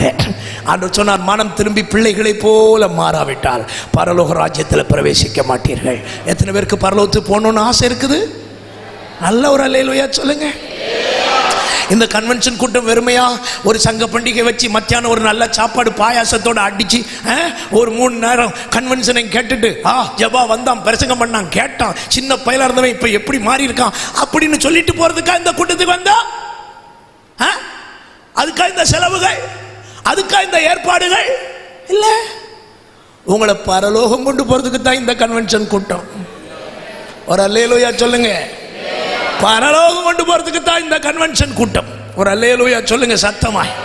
இன்றைக்கு மனம் திரும்ப கர்த்தர் உங்களுக்கு கிருபை தருவாராக. ஃபாதர் பாடின ஒரு பாட்டு, என் ஜனமே மனம் திரும்பு, இயேசுவிடம் ஓடிவா, இறுதி காலம் வந்தாச்சு, இன்னமும் தாமதமேன். கைத்தட்டி நாம் எல்லாரும் வாய்களை திறந்து ஒருவரி பாடலாமா? என் ஜனமே மனம் திரும்பு, இயேசுவிடம் ஓடிவா, என் ஜனமே மனம் திரும்பு, இயேசுவிடம் ஓடிவா, இறுதி கால வந்தாச்சு, இன்னமும் தாமதமே, இறுதி காலம் வந்தாச்சு, இன்னமும் தாமதமே, என் ஜனமே மனம் திரும்பு, இயேசுவிடம் ஓடிவா, என் ஜனமே மனம் திரும்பு, இயேசுவிடம் ஓடிவா, உன்னை நினைத்து சிலுவையிலே தாகம் தாகம் என்றார், உன்னை நினைத்து சிலுவையிலே தாகம் தாகம் என்றார், உன்னை ரட்சிக்க பாவம் மன்னிக்க தன்னையே பலியாக்கினார், உன்னை ரட்சிக்க பாவம் மன்னிக்க தன்னையே பலியாக்கினார், என் ஜனமே மனம் திரும்பு, இயேசுவிடம் ஓடிவா, என் ஜனமே மனம் திரும்பு, இயேசுவிடம் ஓடிவா, உனக்காக பரலோகத்தில் உறைவிடம் கட்டுகிறார், உனக்காக பரலோகத்தில் உறைவிடம் கட்டுகிறார், உன்னை தேடி வருகின்றார், இன்று நீ ஆயத்தமா, உன்னை தேடி வருகின்றார், இன்று நீ ஆயத்தமா, என் ஜனமே மனம் திரும்பு, இயேசுவிடம் ஓடிவா,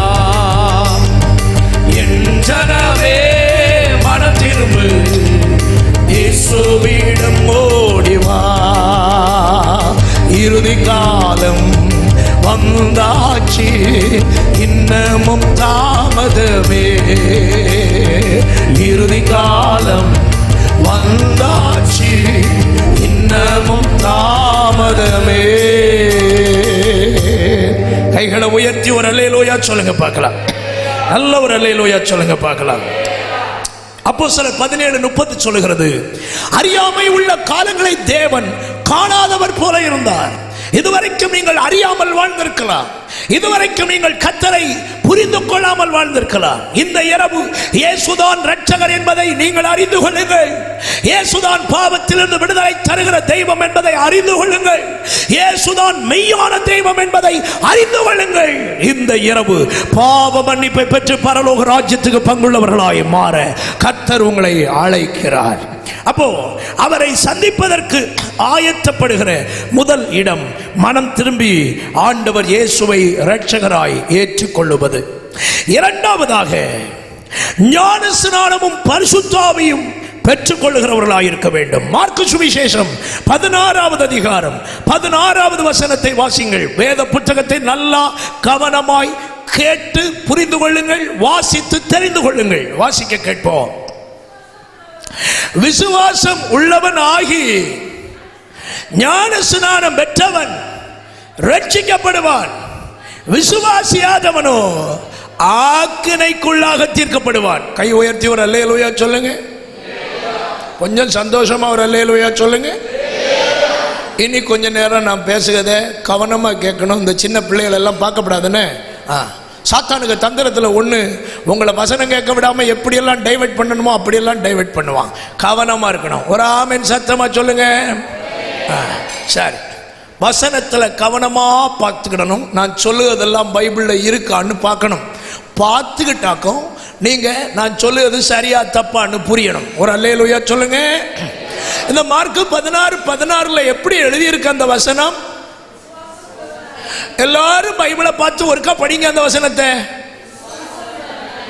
நிறைய பேர் படிக்கலையே, சத்தமா படிங்க.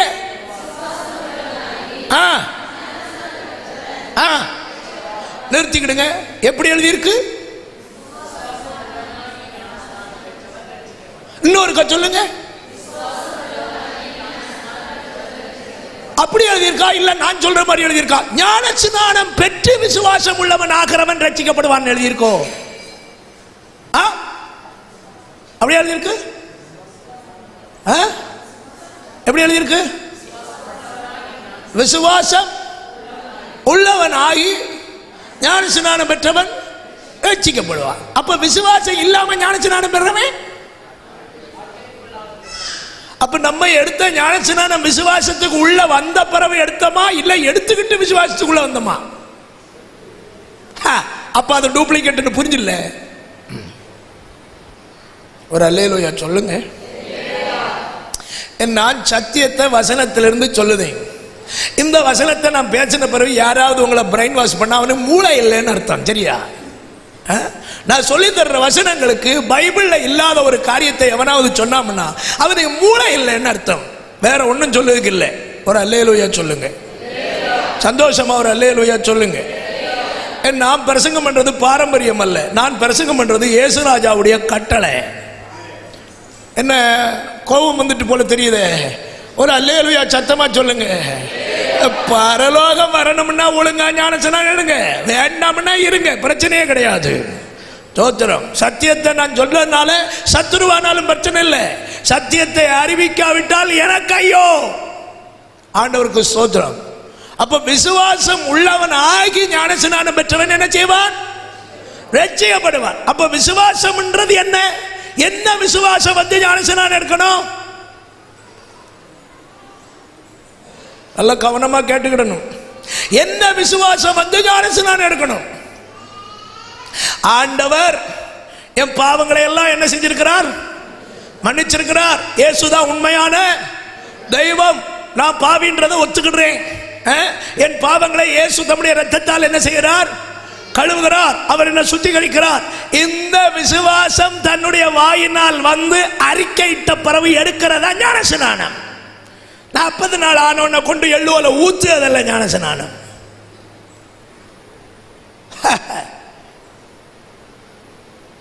ஒரு அல்லேலூயா சொல்லுங்க. நல்ல ஒரு அல்லேலூயா சொல்லுங்க. இன்னைக்கு யாராகிலும் சரியான ஞானஸ்நானம், சிஎஸ்ஐல பேசுறேன்னு நினைக்கிறீங்களோ? எத்தனையோ சிஎஸ்ஐ நாட்டியர் மாதிரி எனக்கு தெரியும். 50 பேர் ஞான ஏன் கையாலேயே இதே கன்னியாகுமரி டிஸ்ட்ரிக்ட்ல இருந்து 2 சிஎஸ்ஐ பாஸ்டருக்கு ஞானஸ்நானம் கொடுத்துருக்கேன் தெரியுமா? ஏன் கையால 2 சிஎஸ்ஐ பாஸ்டருக்கு என் கையால ஞானஸ்நானம் கொடுத்துருக்கேன். ஒரு அல்லேலூயா சொல்லுங்க. அவை எல்லாரும் ஞானஸ்நானம் பெற்று பரலோக ராஜ்யத்துக்கு ரெடி ஆகிறாங்க. நீங்க மட்டும் இருங்க. ஒரு அல்லேலூயா சொல்லுங்க. நல்லா சொல்லுங்க. ஆண்டவருக்கு ஸ்தோத்திரம். வசனத்தை கேட்டு மனம் திரும்பி ஒழுங்கா ஞானஸ்நானம் எடு, பரலோக ராஜ்யத்துக்கு வருவேன். செராக்ஸ் காப்பி 500 ரூபாயை கொண்டு போய் கடையில் கொடுத்தா கொன்னே விடுவான் உன்னைய. ஒரிஜினல் கொடுத்தா தான் செல்லுபடியாகும். யாரை ஏமாற்ற பார்க்குற? ஊரையா? ஸ்தோத்திரம். ஆண்டவரை யாரை ஏமாற்ற முடியாது. பரலோக ராஜ்யத்தில் கரெக்டாக கேட்பார், நான் சொன்ன மாதிரி ஞானஸ்நானம் எடுத்தியா? வா, இல்லையா போ. ஆண்டவருக்கு ஸ்தோத்திரம். மனம் திரும்பி ஆண்டவரை விசுவாசித்து விசுவாசம் உள்ளவன் ஆகி ஞானஸ்நானம் பெற்றவன் ரட்சிக்கப்படுவான். இனி ஞானஸ்நானம்ன்ற வார்த்தைக்கு அர்த்தம் தெரியுமா? ஞானஸ்நானம்ன்றது, அதாவது உங்க நாட்டையர் மாதிரியே கேட்டுக்கிடுங்க. ஐயா ஞானஸ்நானத்துக்கு கிரீக்கில் என்னன்னு கேளுங்க, அவங்க சொல்லுவாங்க. படிச்சிருக்கீங்களா? கிரீக்கில் என்ன இருக்கு? கொஞ்சம் மைக்கில் சொல்லுங்க. சொல்லுங்க.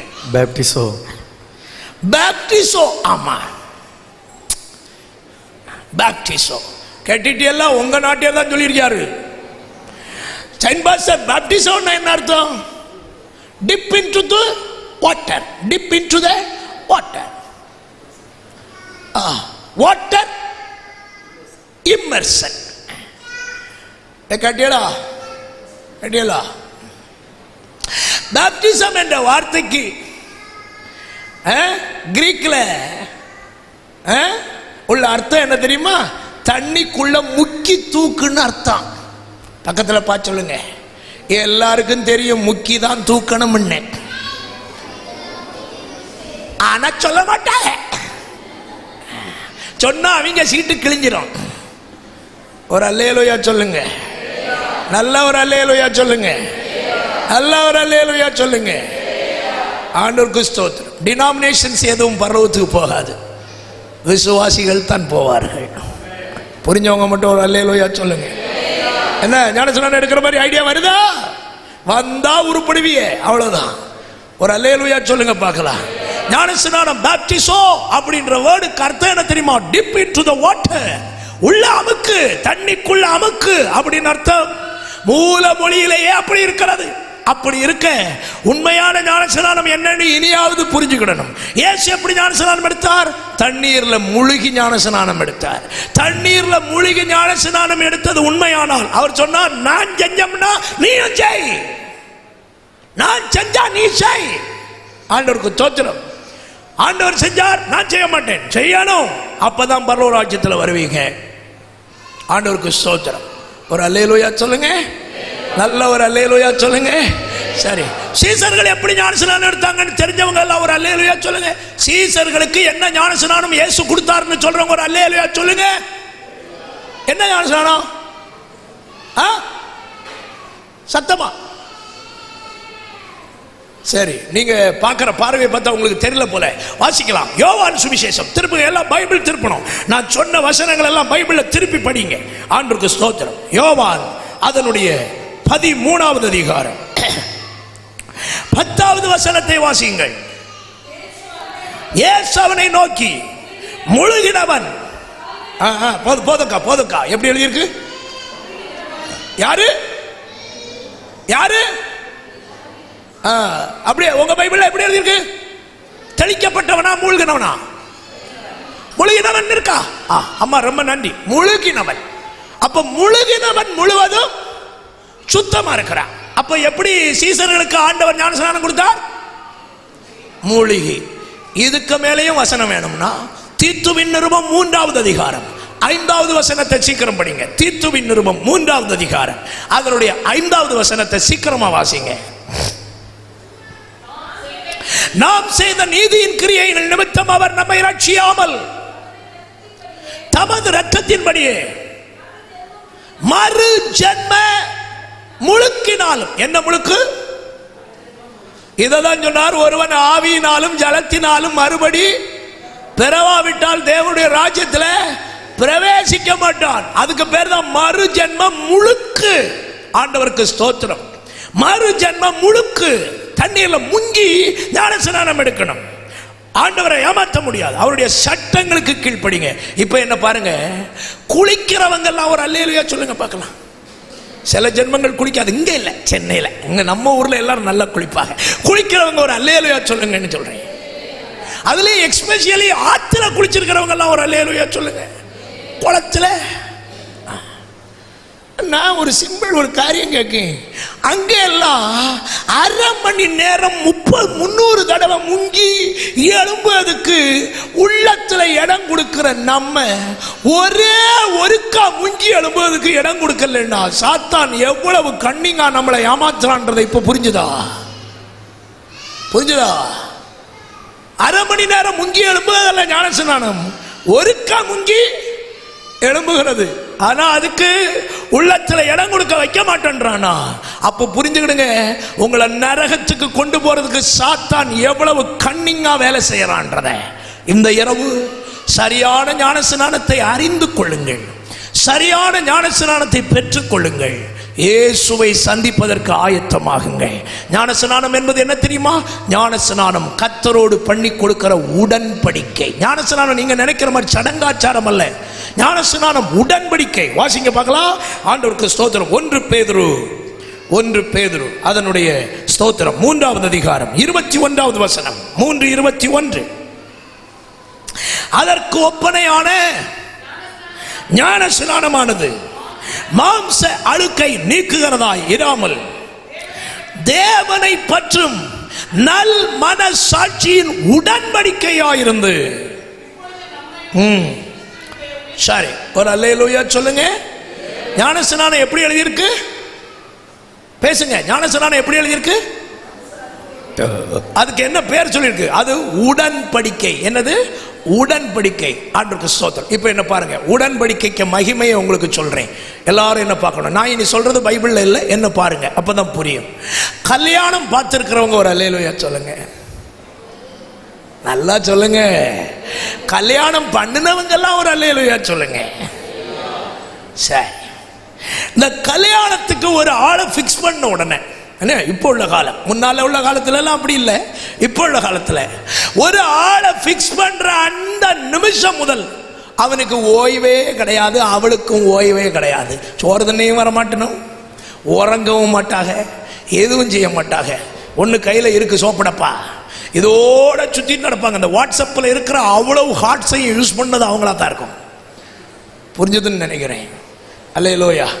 என்ன பாருங்க, என்ன பாருங்க, நான் சொல்ல வர்ற ரகசியம் இனியாக்க இருக்கு.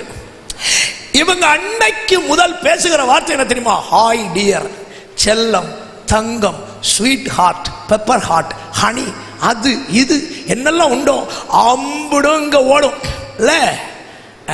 ஓடு, ஓடுமா ஓடாதா? ஓடுன்றவங்க ஒரு அல்லேலூயா சொல்லுங்க. எக்ஸ்பீரியன்ஸ், அதுக்கு நான் சொல்ல ஒன்றும் செய்ய முடியாது. ஆட்டோம் ஒரு எப்படியோ நீங்க சிரிச்சா சந்தோஷம் தான். ஒரு அல்லேலூயா சொல்லுங்க பார்க்கலாம். சரி, நான் உங்களை பார்த்து ஒரு கேள்வி கேட்கிறேன். இப்படி இவங்க ஸ்வீட் ஹார்ட்னு கூப்பிடுறதுனால, ஹனின்னு கூப்பிடுறதுனால, செல்லமே தங்கமேன்னு கூப்பிடுறதுனால அந்த பையனுக்கு சொத்துல உள்ள 10 பைசாயாவது இவளுக்கு உரிமை உண்டா? உண்டா? சொல்லுங்க. உண்டா? இல்லைன்னு சொல்றவங்க கை உயர்த்துங்க. ஏமா கல்யாணம் ஆகல, பார்த்திருக்காக, பேசியிருக்காங்க, அவ்வளவுதான். இவனுக்கு சொத்துக்கு மேல ஏதாவது உரிமை உண்டா அவளுக்கு? இல்ல, நான் கையை உயர்த்துங்க. ரைட். ரெண்டாவது, 2 பேரும் ஒன்னா சேர்ந்து ஒரு வண்டியில போக முடியுமா? ஸ்கூலு தாண்ட முன்னால கல்லெறிஞ்சு கொண்டு ஓடுவான் இல்ல. மூணாவது, அப்படியே நமக்கு தெரியாம இவைய எங்கேயாவது மீட் பண்ணும் போது அவைய உட்கார்ந்து ஐஸ்கிரீம் தின்னுட்டு இருப்பாங்க. சிங்கு மெதுவா உள்ள போவான் ஐஸ்கிரீம் ஷாப்புக்குள்ளால. என்ன கண்டிஷன் ஆகும்னு இப்ப புரியும்னு நினைக்கிறேன். ஐயோ, வெப்பரால ஏவி செத்துருவான்ல. நான் கேட்க, என்ன காரியம்? எல்லாம் ஹனின்னு கூப்பிடுறாங்க தான், ஸ்வீட் ஹார்ட்னு கூப்பிடுறாங்க தான், எல்லாம் சரிதான். ஆனா இவனை கண்ட உடனே வெப்பரால ஏவுதே, காரியம் என்ன?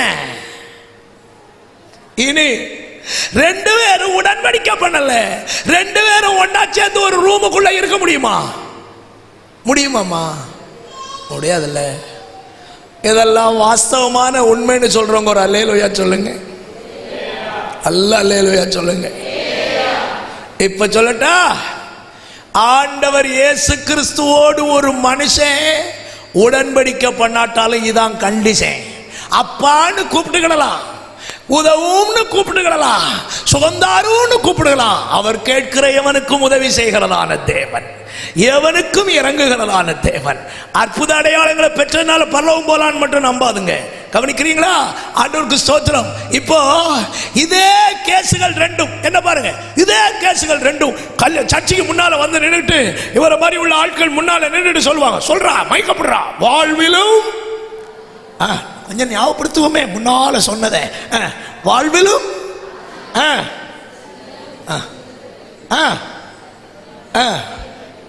சிலருக்கு முகத்தை பார்த்தீங்களா, என்ன புன்னகை. ஒரு அல்லேலூயா சொல்லுங்க. அன்னைக்கு தானே நம்ம நிம்மதியா சிரிச்சது. ஒரு அல்லேலூயா சொல்லுங்க பார்க்கலாம். அல்லேலூயா. வாழ்விலும் தாழ்விலும் சுகத்திலும் சுகவீனத்திலும் இன்பத்திலும் துன்பத்திலும் மரணம் நம்மை, ஒரு ஆளுக்கு புருஷனா இருப்பேன், ஒரு ஆளுக்கு மனைவியா இருப்பேன் அப்படின்னு பிதா குமாரன் பரிசுத்தாவின் நாமத்தில் சபைக்கு முன்பாக, ஜனங்களுக்கு முன்பாக, ஊழியர்களுக்கு முன்னால வாக்கு கொடுக்கிறேன்னு சொன்ன உடனே இவங்களும் ஒரு செயினை மாட்டி விட்டுட்டு சொல்லுவாங்க, இன்று முதல் இவர்கள் கணவனும். ஏதாவது பெருசா வித்தியாசம் இங்க நடந்ததா? இல்ல, 2 வார்த்தை சொன்னாங்க, உடன்படிக்கை பண்ணாங்க. நான் கணவனா இருப்பேன், மனைவியா இருப்பேன். அண்ணோடு ஐஸ்கிரீம் ஷாப்ல இருக்கும்போது எவன் உள்ள போனாலும் சரி, மாரியா வேணுமா ஐஸ்கிரீம், நீ சாப்பிடுதியா அப்படின்னு கேட்பாங்க. பயப்பட மாட்டாங்க. எத்தனை மணி நேரம் அவங்க எந்த அறைக்குள்ள இருந்தாலும் யாரும் கேள்வி கேட்க முடியாது. எந்த வண்டியில 2 பேரும் ஒன்னா போனாலும் யாரும் கேள்வி கேட்க முடியாது. காரணம் என்ன தெரியுமா? உடன்படிக்கை பண்ணப்பட்டாயிற்று. அன்னையிலிருந்து அவனுக்கு ஏடிஎம் கார்டு இவா கையில. அன்னையிலிருந்து மாமியாருக்கு இவ டேக் கொடுவா. ஏய் என் மாப்பிள்ளைக்கு சொத்து வெளியே போடி. ஒரு அல்லேலூயா சொல்லுங்க. ஒரு உடன்படிக்கை எவ்வளவு பயங்கரமான பொசிஷனுக்கு ஒருத்திய தள்ளிட்டு போகுதுன்னு தெரியுதா? இதுதான் ஆண்டவரோடு பண்ற உடன்படிக்கை. இப்ப நான் கேட்கிறேன், இந்த உடன்படிக்கைய வாயினால ஒரு குழந்தை சொல்லுமா? ஒரு குழந்தை சொல்லுமா இயேசுவே நான் உங்களை ஏற்றுக்கொள்றேன்னு சொல்லுமா? உமக்காக வாழ்றதுக்கு என்ன ஒப்பு கொடுக்கிறேன்னு சொல்லுமா? சொல்லாது. சொல்லாதுல்ல. அப்ப இதெல்லாம் சொல்லி செய்கிறதான உடன்படிக்கை. இதுக்கு மேலையும் ஞானஸ்நானத்தை பத்தி அழுத்தணும்னு அவசியம் இல்லைன்னு நினைக்கிறேன். டூப்ளிகேட் ஞானஸ்நானம் வச்சிருந்தா இன்னைக்கு கிழிச்சு போட்டுட்டு ஒரிஜினல் ஞானஸ்நானத்துக்கு வா, பரலோக ராஜ்யம் வந்து சேருவாய். கை உயர்த்தி ஒரு அல்லேலூயா சொல்லுங்க. நல்ல ஒரு அல்லேலூயா சொல்லுங்க. ஞானஸ்நானம் எடுக்காதவங்க பேரெல்லாம் பரலோக ராஜ்யத்தில் எழுதப்படாது. மறுபடி பிறக்கிறவனுக்கு பெயர் மட்டும்தான் பரலோக ராஜ்யத்தில் எழுதப்படும். ஜீவ புத்தகத்திலாய் எழுதப்பட்டவனாய் காணப்படாத யாரானாலும் சரிதான், அவன் அக்னியும் கந்தகமும் எரிகிற கடலிலே தள்ளப்படுவான். அன்பான சகோதரர்களே, சகோதரிகளே, தகப்பன்மாரே, தாய்மாரே, தம்பிமாரே, தங்கச்சிமாரே, எல்லாருக்கும் வெளிப்படையா சொல்றேன், அத்தனை பேரும் சரியான ஞானஸ்நானம் பெற்று இயேசுவை சந்திப்பதற்கு ஆயத்தப்படுவீர்களாக. கைகளை உயர்த்தி ஒரு அல்லேலூயா சொல்லுங்க பார்க்கலாம். சந்தோஷமா ஒரு அல்லேலூயா சொல்லுங்க பார்க்கலாம். இன்னும் ஒரே ஒரு காரியத்தை மட்டும் சொல்லி முடிச்சிடுறேன், நேரம் போயிட்டு. எபிரேயர் 12வது அதிகாரம் 14வது வசனம். எபிரேயர் 12வது அதிகாரம் 14வது வசனம். பரிசுத்த வாழ்க்கை வாசிக்க கேட்போம். யாவரோடும் சமாதானமாய் இருக்கவும் பரிசுத்தமுள்ளவர்களாய் இருக்கவும் நாடுங்கள். பரிசுத்தம் இல்லாமல் ஒருவனும் கர்த்தரை தரிசிப்பது இல்லையே. மத்தேயு சுவிசேஷம் 5வது அதிகாரம் 8வது வசனம் கூட. மத்தேயு சுவிசேஷம் 5வது அதிகாரம் 8வது வசனம் கூட. இருதயத்தில் சுத்தமுள்ளவர்கள் பாக்கியவான்கள், அவர்கள் தேவனை தரிசிப்பார்கள். கவனியுங்கள், ஆண்டவரை சந்திக்க பரிசுத்த வாழ்க்கை மிக மிக தேவையான ஒன்றாக இருக்கிறது. 1 பேதுரு 1வது அதிகாரம் 15-16 வசனங்களிலே பேதுரு சொல்லுகிற ஆலோசனையை கவனித்து பாருங்கள். 1 பேதுரு 1வது அதிகாரம் 15-16 ஆகிய வசனங்கள். உங்களை அழைத்தவர் பரிசுத்தராய் இருக்கிறது போல நீங்களும் உங்கள் நடக்கைகள் எல்லாவற்றிலேயும் பரிசுத்தராயிருங்கள்.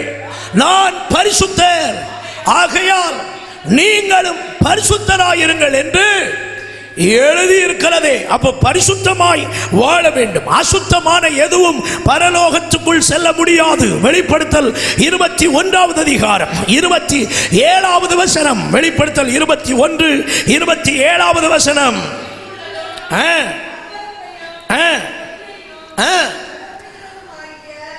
தீட்டுள்ளதும் அருவருப்பும் பொய்யை நடப்பிக்கிறதுமாகிய ஒன்றும் அதிலே பிரவேசிப்பதில்லை. ஆட்டுக்குட்டியானவருடைய ஜீவ புத்தகத்தில் எழுதப்பட்டவர்கள் மாத்திரம் அதற்குள்ளே பிரவேசிப்பார்கள். 1 கொரிந்தியர் 6வது அதிகாரம் 9-10 வசனங்களை வாசியுங்கள். 1 கொரிந்தியர் 6வது அதிகாரம் 9-10 வசனங்கள்.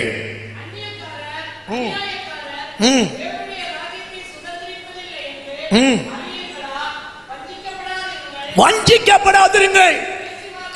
வேசி மார்க்கத்தாரும் விக்கிரக ஆராதனைக்காரரும் விபச்சாரக்காரரும் சுய புணர்ச்சிக்காரரும் ஆண் புணர்ச்சிக்காரரும் திருடரும் பொருளாசைக்காரரும் வெறியரும் உதாசீனரும் கொள்ளைக்காரரும் தேவனுடைய ராஜ்யத்தை சுதந்தரிப்பது இல்லை.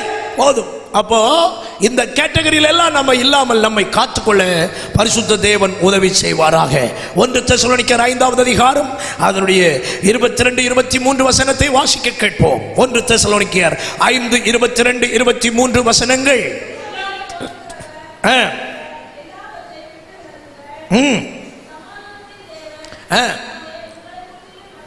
சமாதானத்தின் தேவன் தாமே உங்களை முற்றிலும் பரிசுத்தமாக்குவாராக. உங்கள் ஆவி, ஆத்மா, சரீரம் முழுவதும் நம்முடைய கர்த்தராகிய இயேசு கிறிஸ்து வரும் பொழுது குற்றமற்றதாய் இருக்கும்படி காக்கப்படுவதாக. கைகளை உயர்த்தி ஒரு அல்லேலூயா சொல்லுங்க பார்க்கலாம். பரிசுத்தமுள்ள வாழ்க்கையை காத்துக்கொள்ளுங்கள். ஆவியில் பரிசுத்தம், ஆத்மாவில் பரிசுத்தம், சரீரத்தில் பரிசுத்தம், இவைகளை காத்துக்கொள்ளுங்கள். ஆண்டவர் சீக்கிரமாக வரப்போகிறார். அவரை சந்திப்பதற்கு ஆயத்தமாகிக் கொள்ளுங்கள். ஆகவே தான் வெளிப்படுத்தல் 22:11 சொல்லுகிறார், அநியாயம் செய்கிறவன் இன்னும் அநியாயம் செய்யட்டும், அசுத்தமாய் இருக்கிறவன் இன்னும் அசுத்தமாய் இருக்கட்டும், நீதி உள்ளவன் இன்னும் நீதி செய்யட்டும், பரிசுத்தம் உள்ளவன் இன்னும் பரிசுத்தமாகட்டும். இதோ சீக்கிரமாய் வருகிறேன். அவன் அவனுடைய கிரியைகளின்படி அவன் அவனுக்கு நான் அளிக்கும் பலன் என்னோடு கூட வருகிறது. கை உயர்த்தி ஆண்டவரை மகிமைப்படுத்தலாமா? பரிசுத்தம் உள்ள வாழ்க்கையை காத்துக்கொண்டு அவருடைய வருகைக்கு ஆயத்தமாகுங்கள். லூக்கா 21:36 நான்காவது ஒரு குணாதிசயம். லூக்கா 21:36. ஆகையால் இனி சம்பவிக்க போகிற இவைகளுக்கெல்லாம் நீங்கள் தப்பி மனுஷகுமாரனுக்கு முன்பாக நிற்க பாத்திரவான்களாக எண்ணப்படுவதற்கு எப்பொழுதும் ஜெபம் பண்ணி விழித்திருங்கள். பக்கத்தில் பார்த்து சொல்லுங்க, தினம்தோறும் ஜெபித்து பழகுங்கள். சொல்லுங்க, சந்தோஷமா சொல்லுங்க, தினம்தோறும் ஜெபிக்க வேண்டும். ஹல்லேலூயா, ஹல்லேலூயா. ஆண்டவருடைய வருகைக்கு ஆயத்தமாகுதல் என்பது என்ன தெரியுமா? ஜெப வாழ்க்கையை சரியா காத்துக்கொள்ளுவது. ஜெப வாழ்க்கை என்னன்னு நேற்றுக்கு காலையில் நான் உங்களுக்கு பேசினேன். அது தேவைக்காக கர்த்தரிடத்தில் வருகிற ஒன்றல்ல. அது கர்த்தருக்கும் நமக்கும் இடையே இருக்கிற தெய்வீக உறவாக இருக்கிறது. அந்த உறவை வலுப்படுத்திக் கொள்ளுங்கள். ஆண்டவருக்கு ஸ்தோத்திரம். ஐந்தாவது காரியம், வெளிப்படுத்தல் 22:14 வாசிங்கள். வெளிப்படுத்தல் 22:14 ஜீவ விருட்சத்தின் மேல் அதிகாரம் உள்ளவர்களாவதற்கு வாசல் வழியாக நகரத்துக்குள் பிரவேசிக்கிறதற்கும் அவருடைய கற்பனைகளின்படி செய்கிறவர்கள் பாக்கியவான்கள். ஏசாயா 26வது அதிகாரம் அதனுடைய 2வது வசனம். ஏசாயா 26 அதனுடைய 2வது வசனம். சத்தியத்தை கை கொண்டு வருகிற நீதி உள்ள ஜாதி உள்ளே பிரவேசிக்கும்படி வாசல்களை திறவுங்கள். அப்போ பரலோகத்தில் இயேசுவை சந்திக்க வேண்டும் என்றால், பரலோக ராஜ்யத்துக்குள் ஒருவன் பிரவேசிக்க வேண்டும் என்றால் ஆண்டவருடைய கற்பனைகளின்படி வாழ்கிறவர்களாக இருக்க வேண்டும். ஒன்று யோவான் 5வது அதிகாரம் அதனுடைய 3வது வசனம் என்று நினைக்கிறேன். வாசிங்க பார்க்கலாம். 1 யோவான் 5:3 தேவனுடைய கற்பனைகளை கை கொள்வதே அவரிடத்தில் அன்பு கூறுவதா? அவருடைய கற்பனைகள் பாரமானவைகள் அல்ல. ஆண்டவருடைய கற்பனைகளை கை கொள்வதுதான் அன்பு. அவைகள் பாரமானவைகள் அல்ல. யோவான் 14வது அதிகாரம் 23வது வசனத்திலே இயேசு சொன்ன வசனத்தை பாருங்கள். ஒருவன் என்னில் அன்பாயிருந்தால் என் வசனங்களை அவன் கை கொள்ளுவான். வாசிக்க கேட்போம். ஒருவன் என்னில் அன்பாயிருந்தால் அவன் என் வசனங்களை கை கொள்ளுவான். அவனில் என் பிதா அன்பாயிருப்பார். நாங்கள் அவரிடத்தில் வந்து அவரோடு வாசம் பண்ணுவோம். பாருங்கள், வசனத்தின்படி வாழ்கிற வாழ்க்கை. இரவும் பகலும் கர்த்தருடைய வேதத்தில் தியானமாயிருக்கிற மனுஷன் பாக்கியவான். அவன் நீர்க்கால்களின் ஓரமாய் நடப்பட்டு தன் காலத்தில் தன் கனியை தந்து இலை உதராதிருக்கிற மரத்தை போல் இருப்பார். அவன் செய்வதெல்லாம் வாய்க்கும். கைகளை உயர்த்தி ஒரு அல்லேலூயா சத்தமாய் என்ன கவனிங்க. கை உயர்த்தி ஒரு அல்லேலூயா சொல்லுங்க பார்க்கலாம். சந்தோஷமா ஒரு அல்லேலூயா சொல்லுங்க பார்க்கலாம். நான் சொன்ன வசனங்கள் வேதத்தில் இருக்கிறது என்று சொல்லுகிறவங்க மட்டும் ஒரு அல்லேலூயா சொல்லுங்க. இது சத்தியம்னு புரிஞ்சுக்கிட்டவங்க ஒரு அல்லேலூயா சொல்லுங்க. இதன்படி வாழ்ந்தால்தான் பரலோகம்னு சொல்றவங்க ஒரு அல்லேலூயா சொல்லுங்க பார்க்கலாம். நல்ல ஒரு அல்லேலூயா சொல்லுங்க. இதுக்கு மாறா ஏதாவது உண்டுன்னா வசனம் கொண்டு வாங்க, பேசலாம். யாரும் எழுதின இதிகாசத்தையோ புக்கையோ என்கிட்ட கொண்டு வரக்கூடாது. வசனம் இருக்கா, வா பேசுவோம். ஒரு அல்லேலூயா சொல்லுங்க பார்க்கலாம். வசனம் இல்லைன்னா ஒழுங்கா சத்தியத்துக்கு கீழ்ப்படியுங்கள். பரலோக ராஜ்யத்துக்கு வாருங்கள். இந்த உலகத்தில் ஐஸ்வர்யமோ நன்மையோ ஆசீர்வாதமோ ஒன்றும் நமக்கு நிரந்தரம் அல்ல. நமக்கு நிரந்தரம் பரலோக ராஜ்யம். இந்த பூமி ஒரு சொந்தமல்ல என்று இயேசு என் நேசர் மொழிந்தனரே. இந்த பூமி ஒரு சொந்தமல்ல என்று இயேசு என் நேசர் மொழிந்தனரே. கைவேலை அல்லாத வீடொன்றை மேலே நான் செய்வேன் என சொல்லி போகலையோ. கைவேலை அல்லாத வீடொன்றை மேலே நான் செய்வேன் என சொல்லி போகலையோ. ஆனந்தமே பரமானந்தமே இயேசு அண்ணலை அண்டினோர் ஆனந்தமே.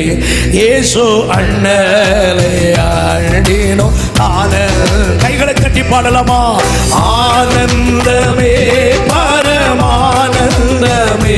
இயேசு அண்ணலை அண்டினோர் ஆனந்தமே. இயேசு அண்ணலை அண்டினோர் ஆனந்தமே.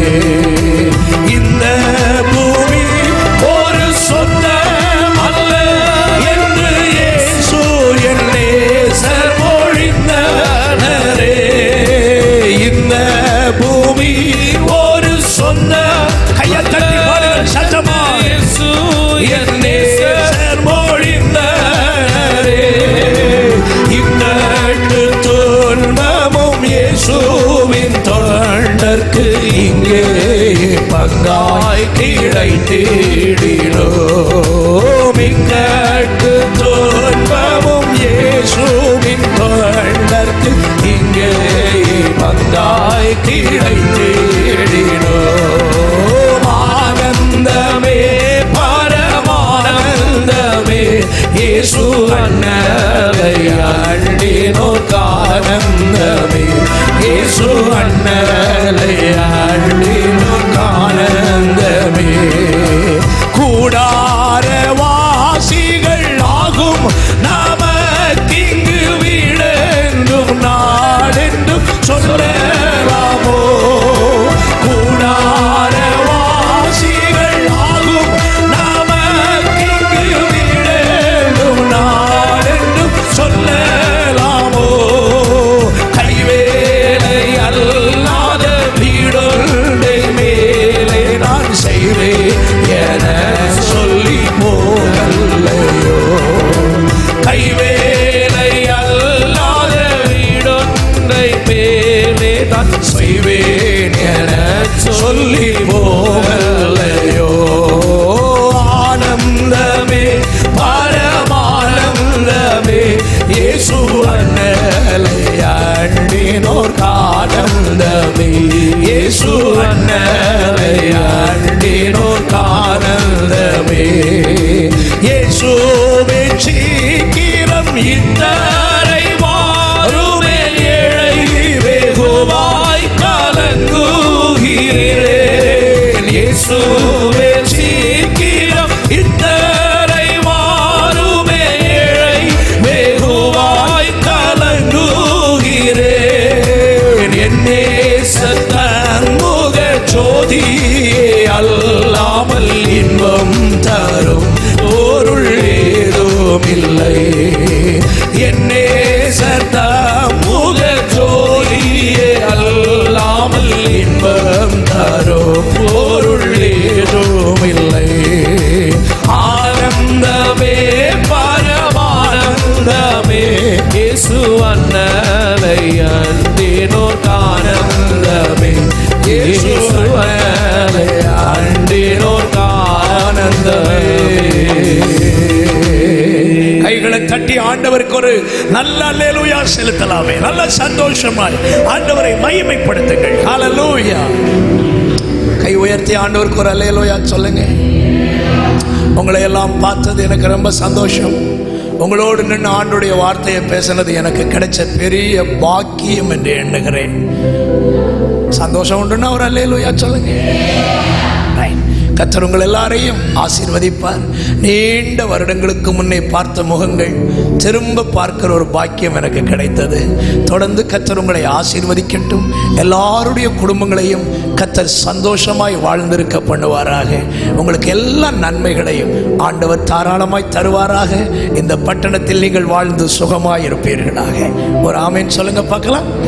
சந்தோஷமா ஒரு அல்லேலூயா சொல்லுங்க. நம்ம எல்லாரும் இருக்கிற இடத்துல எழுந்து நிற்கலாமா? தயவாய் எல்லா தேவ பிள்ளைகளும் எழுந்து நிற்போம். கர்த்தர் உங்களை ஆசீர்வதிக்கட்டும். இந்நேரம் யாரும் தயவு கூர்ந்து வெளியே செல்ல வேண்டாம் என்று மிகுந்த அன்பாய் உங்களை கேட்டுக்கொள்கிறேன். 2 நிமிடம் தான் நான் எடுத்துக்கொள்ளப் போகிறேன். அதற்கு பிறகு நீங்கள் தாராளமாக புறப்பட்டு செல்லலாம். கர்த்தர் உங்களை ஆசீர்வதிப்பார். கண்களை மூடிக்கொள்ளுங்கள்.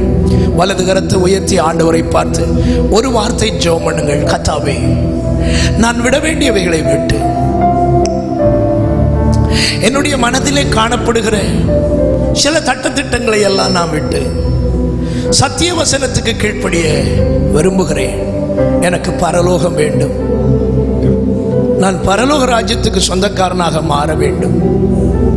அதற்கு தடையாயிருக்கிற எல்லாவற்றையும் என்னை விட்டு நீக்கி போடுவீராக. நான் எத்தனை வருஷம் கிறிஸ்தவனாய் வாழ்ந்தேன் என்பது பெரிதல்லப்பா. உங்க வேத வசனங்களின்படி வாழ்ந்தேனா என்பதை மட்டும்தான் நீங்க பார்ப்பீங்க. உங்க சட்டங்களை நான் கை கொண்டேனா என்பதை மட்டும்தான் நீங்க பார்ப்பீங்க. ஆக உங்க வசனங்களின்படி நான் வாழுகிறதுக்கும் வசனத்தின்படி செய்ய வேண்டியவைகளை செய்யவும் அவருடைய வருகைக்கு ஆயத்தப்படவும் ஆண்டவரே எனக்கு கிருபை தாரும் என்று ஒரு நிமிஷம் வாய் திறந்து ஜெபம் பண்ணுங்க. கர்த்தர் உங்களுக்கு கிருபை தருவாராக. ஹல்லேலூயா. ஆண்டவர் உங்களுக்கு உதவி செய்வாராக. கைகளை கீழே போட்டுக் கொள்ளுங்கள். இதுவரைக்கும் ஆண்டவர் இயேசுவுக்கு நான் வாழ்க்கையை ஒப்பு கொடுத்ததே இல்லை. சர்ச்சுக்கு வரேன், போறேன். இயேசுவை நான் என் சொந்த ரட்சகராக ஏற்றுக்கொண்டதே இல்லை. இந்த ராத்திரி வேளை என் வாழ்க்கையை இயேசுவுக்கு நான் ஒப்பு கொடுக்கிறேன். இயேசுவை என் வாழ்க்கையில சொந்த ரட்சகராக ஏற்றுக்கொள்கிறேன்னு சொல்றவங்க உண்டுன்னா உங்க வலது கரத்தை உயர்த்தி கொள்ளுங்கள். உங்களுக்காக நான் ஜெபிக்க விரும்புகிறேன். தேங்க்யூ. உயர்த்தப்பட்ட கரங்களுக்காக ஸ்தோத்திரம். நல்லா உயர்த்தி கொள்ளுங்கள். ஆமென். வெட்கப்பட வேண்டாம். ஆண்டவர் தானே நம்மளை பார்க்கிறார், மனிதர்கள் அல்ல. நல்ல கை உயர்த்தின நல்ல உள்ளங்களுக்காக நான் கர்த்தரை துதிக்கிறேன். கர்த்தர் உங்களை ஆசீர்வதிப்பார். ஒரு வார்த்தை நான் சொல்றதை நீங்க சொல்லுங்க. ஆண்டவரே, நான் உம்மை இரட்சகராக ஏற்றுக்கொள்கிறேன். என் பாவங்களுக்காக மரித்தீர் என்பதை நான் விசுவாசிக்கிறேன். உம்முடைய இரத்தம் என் பாவங்களை கழுவினது என்று விசுவாசிக்கிறேன். என் வாழ்க்கையில வந்த எல்லா பாவங்களையும் கர்த்தர் மன்னியும். தெரிஞ்சு செய்தது, தெரியாமல் செய்தது எல்லாவற்றையும் மன்னிங்க. என்னை உம்முடைய பிள்ளையாக நீங்க மாற்றுங்க. உமக்கு பிரியமாய் வாழ இந்த நாள் முதல் எனக்கு உதவி செய்யுங்க. இயேசுவின் நாமத்தில் பிதாவேன்னு சொல்லி ஜெபம் பண்ணுங்க. கர்த்தர் உங்களை ஆசீர்வதிப்பார். இந்த அன்பான உள்ளங்களுக்காக நம்ம எல்லாரும் கரங்களை தட்டி கர்த்தரை மகிமைப்படுத்தலாம். மனம் திரும்புகிற ஒரு பாவி நிமித்தம் பரலோகம் சந்தோஷப்படுகிறதா? மனம் திரும்புகிற ஒருவர் நிமித்தம் பரலோகம் மிகுந்த மகிழ்ச்சி அடைகிறதா? நிச்சயமாக இந்த ராத்திரி பரலோகம் சந்தோஷப்படுகிறது. உங்கள் கூட்டங்களினால், உங்கள் ஆலயத்தின் நிமித்தம் கர்த்தர் சந்தோஷப்படுகிறார். தேங்க்யூ. கர்த்தர் உங்களை ஆசீர்வதிக்கட்டும். இன்னும் ஒரு விஷயத்தை கூட உங்களிடத்தில் அன்பாய் கேட்கிறேன். நான் எனக்காக எதையும் நான் பேசவில்லை. எனக்கு ஆள் சேர்ப்பதற்காக நான் எந்த சுவிசேஷத்தையும் நான் பேசவில்லை. நான் இன்னைக்கு ராத்திரி இங்கிருந்து போய்விடுவேன். ஆனால் நீங்கள் நித்திய ஜீவனை சுதந்திரிப்பதற்குள்ள உபதேசங்களை உங்களுக்கு நான் பேசியிருக்கிறேன். பிரியமான சகோதரர்களே, சகோதரிகளே, அன்பான தகப்பன்மாரே, தாய்மாரே, வாலிப தம்பி தங்கச்சிமாரே, உங்களில் ஒருவனாய், உங்கள் சகோதரனாய், உங்கள் பிள்ளையாய் உங்களுக்கு முன்பாக நின்று கொண்டு இயேசுவின் நாமத்தில் உங்களை பார்த்து நான் கேட்கிறேன். இதுவரைக்கும் வேதத்தில் இருக்கிற உண்மையான ஞானஸ்நானம், அந்த ஞானஸ்நானம் இதுவரைக்கும் யாராவது எடுக்கலைன்னா, வசனத்தை கேட்ட பிறகும் பரலோகம் போக முடியாதுன்ற வசனத்தின் படி நீங்க கேட்ட பிறகும், லூக்கா 8 படிக்கிறோம், யோவானுக்கு ஆலோசனையை தள்ளினவர்கள் தங்களுக்கு கேடுண்டாக்கி கொண்டார்கள் என்று இயேசு சொன்னார். நாங்கள் சொல்லுகிற வசனங்களை தள்ளிவிடுவது அது உங்களுக்கு தீமை என்று வேதம் சொல்லுகிறது. இந்த ராத்திரியில் ஆகிலும் நான் ஞானஸ்நானம் எடுக்க விரும்புகிறேன். எனக்கு இயேசு சொன்ன அந்த உண்மையான ஞானஸ்நானம், விசுவாசம் உள்ளவனாகி ஞானஸ்நானம் பெறுகிற அந்த உண்மையான ஞானஸ்நானம் எனக்கு வேணும். ஜீவ புஸ்தகத்தில் பேர் எழுதப்படணும், பரலோகத்து போகணும் அப்படின்னு வாஞ்சை உள்ளவர்கள் உண்மையான வசனம் இதுதான் என்று புரிந்து கொண்டால், இன்னைக்கு நான் ஞானஸ்நானத்துக்கு என்ன ஒப்பு கொடுக்கிறேன்னு சொல்றேன், யாராவது இங்கே உண்டென்றால் எல்லாருடைய கண்களும் மூடி இருக்கும். இந்நேரம் உங்கள் வலது கரத்தை உயர்த்தி கொள்ளுங்கள்.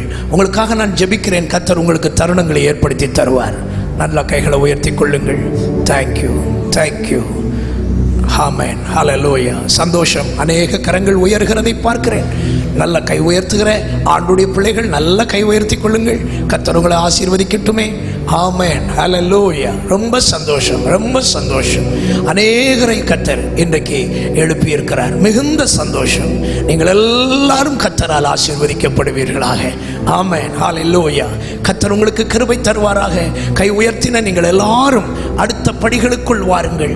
கர்த்தர் உங்களுக்கு உதவி செய்வார். ஞானஸ்நானம் பெற்று பரிசுத்தாவி பெற்று தேவ ஆலயத்தில் ஆராதனை செய்து பரலோகத்தில் வர கர்த்தர் உங்கள் எல்லாருக்கும் கிருபை தருவாராக.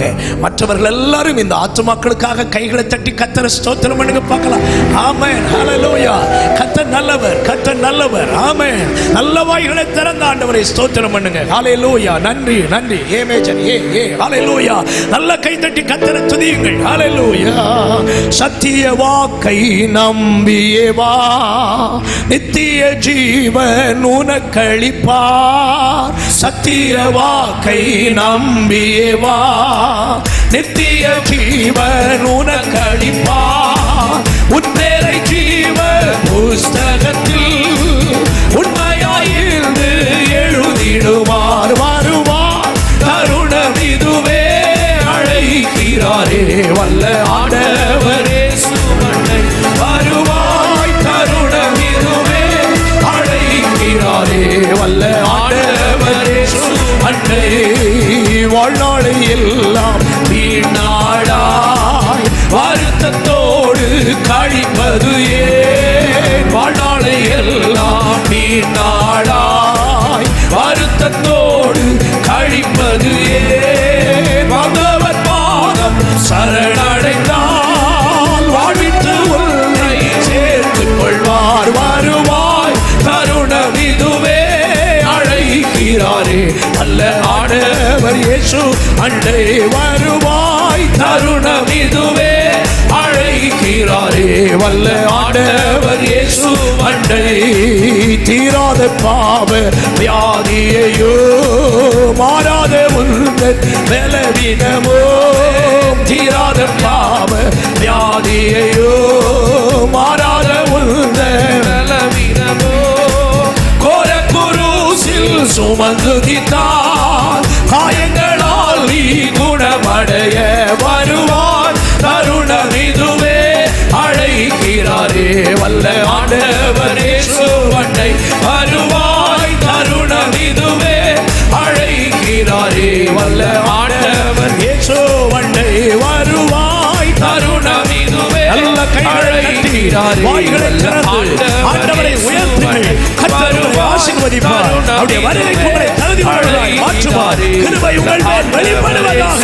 ஆமென். வருவாய், தருணம் இதுவே, அழைக்கிறாரே வல்ல ஆண்டவர் இயேசு அண்டை. வருவாய், தருணம் இதுவே, அழைக்கிறாரே வல்ல ஆண்டவர் இயேசு அண்டை.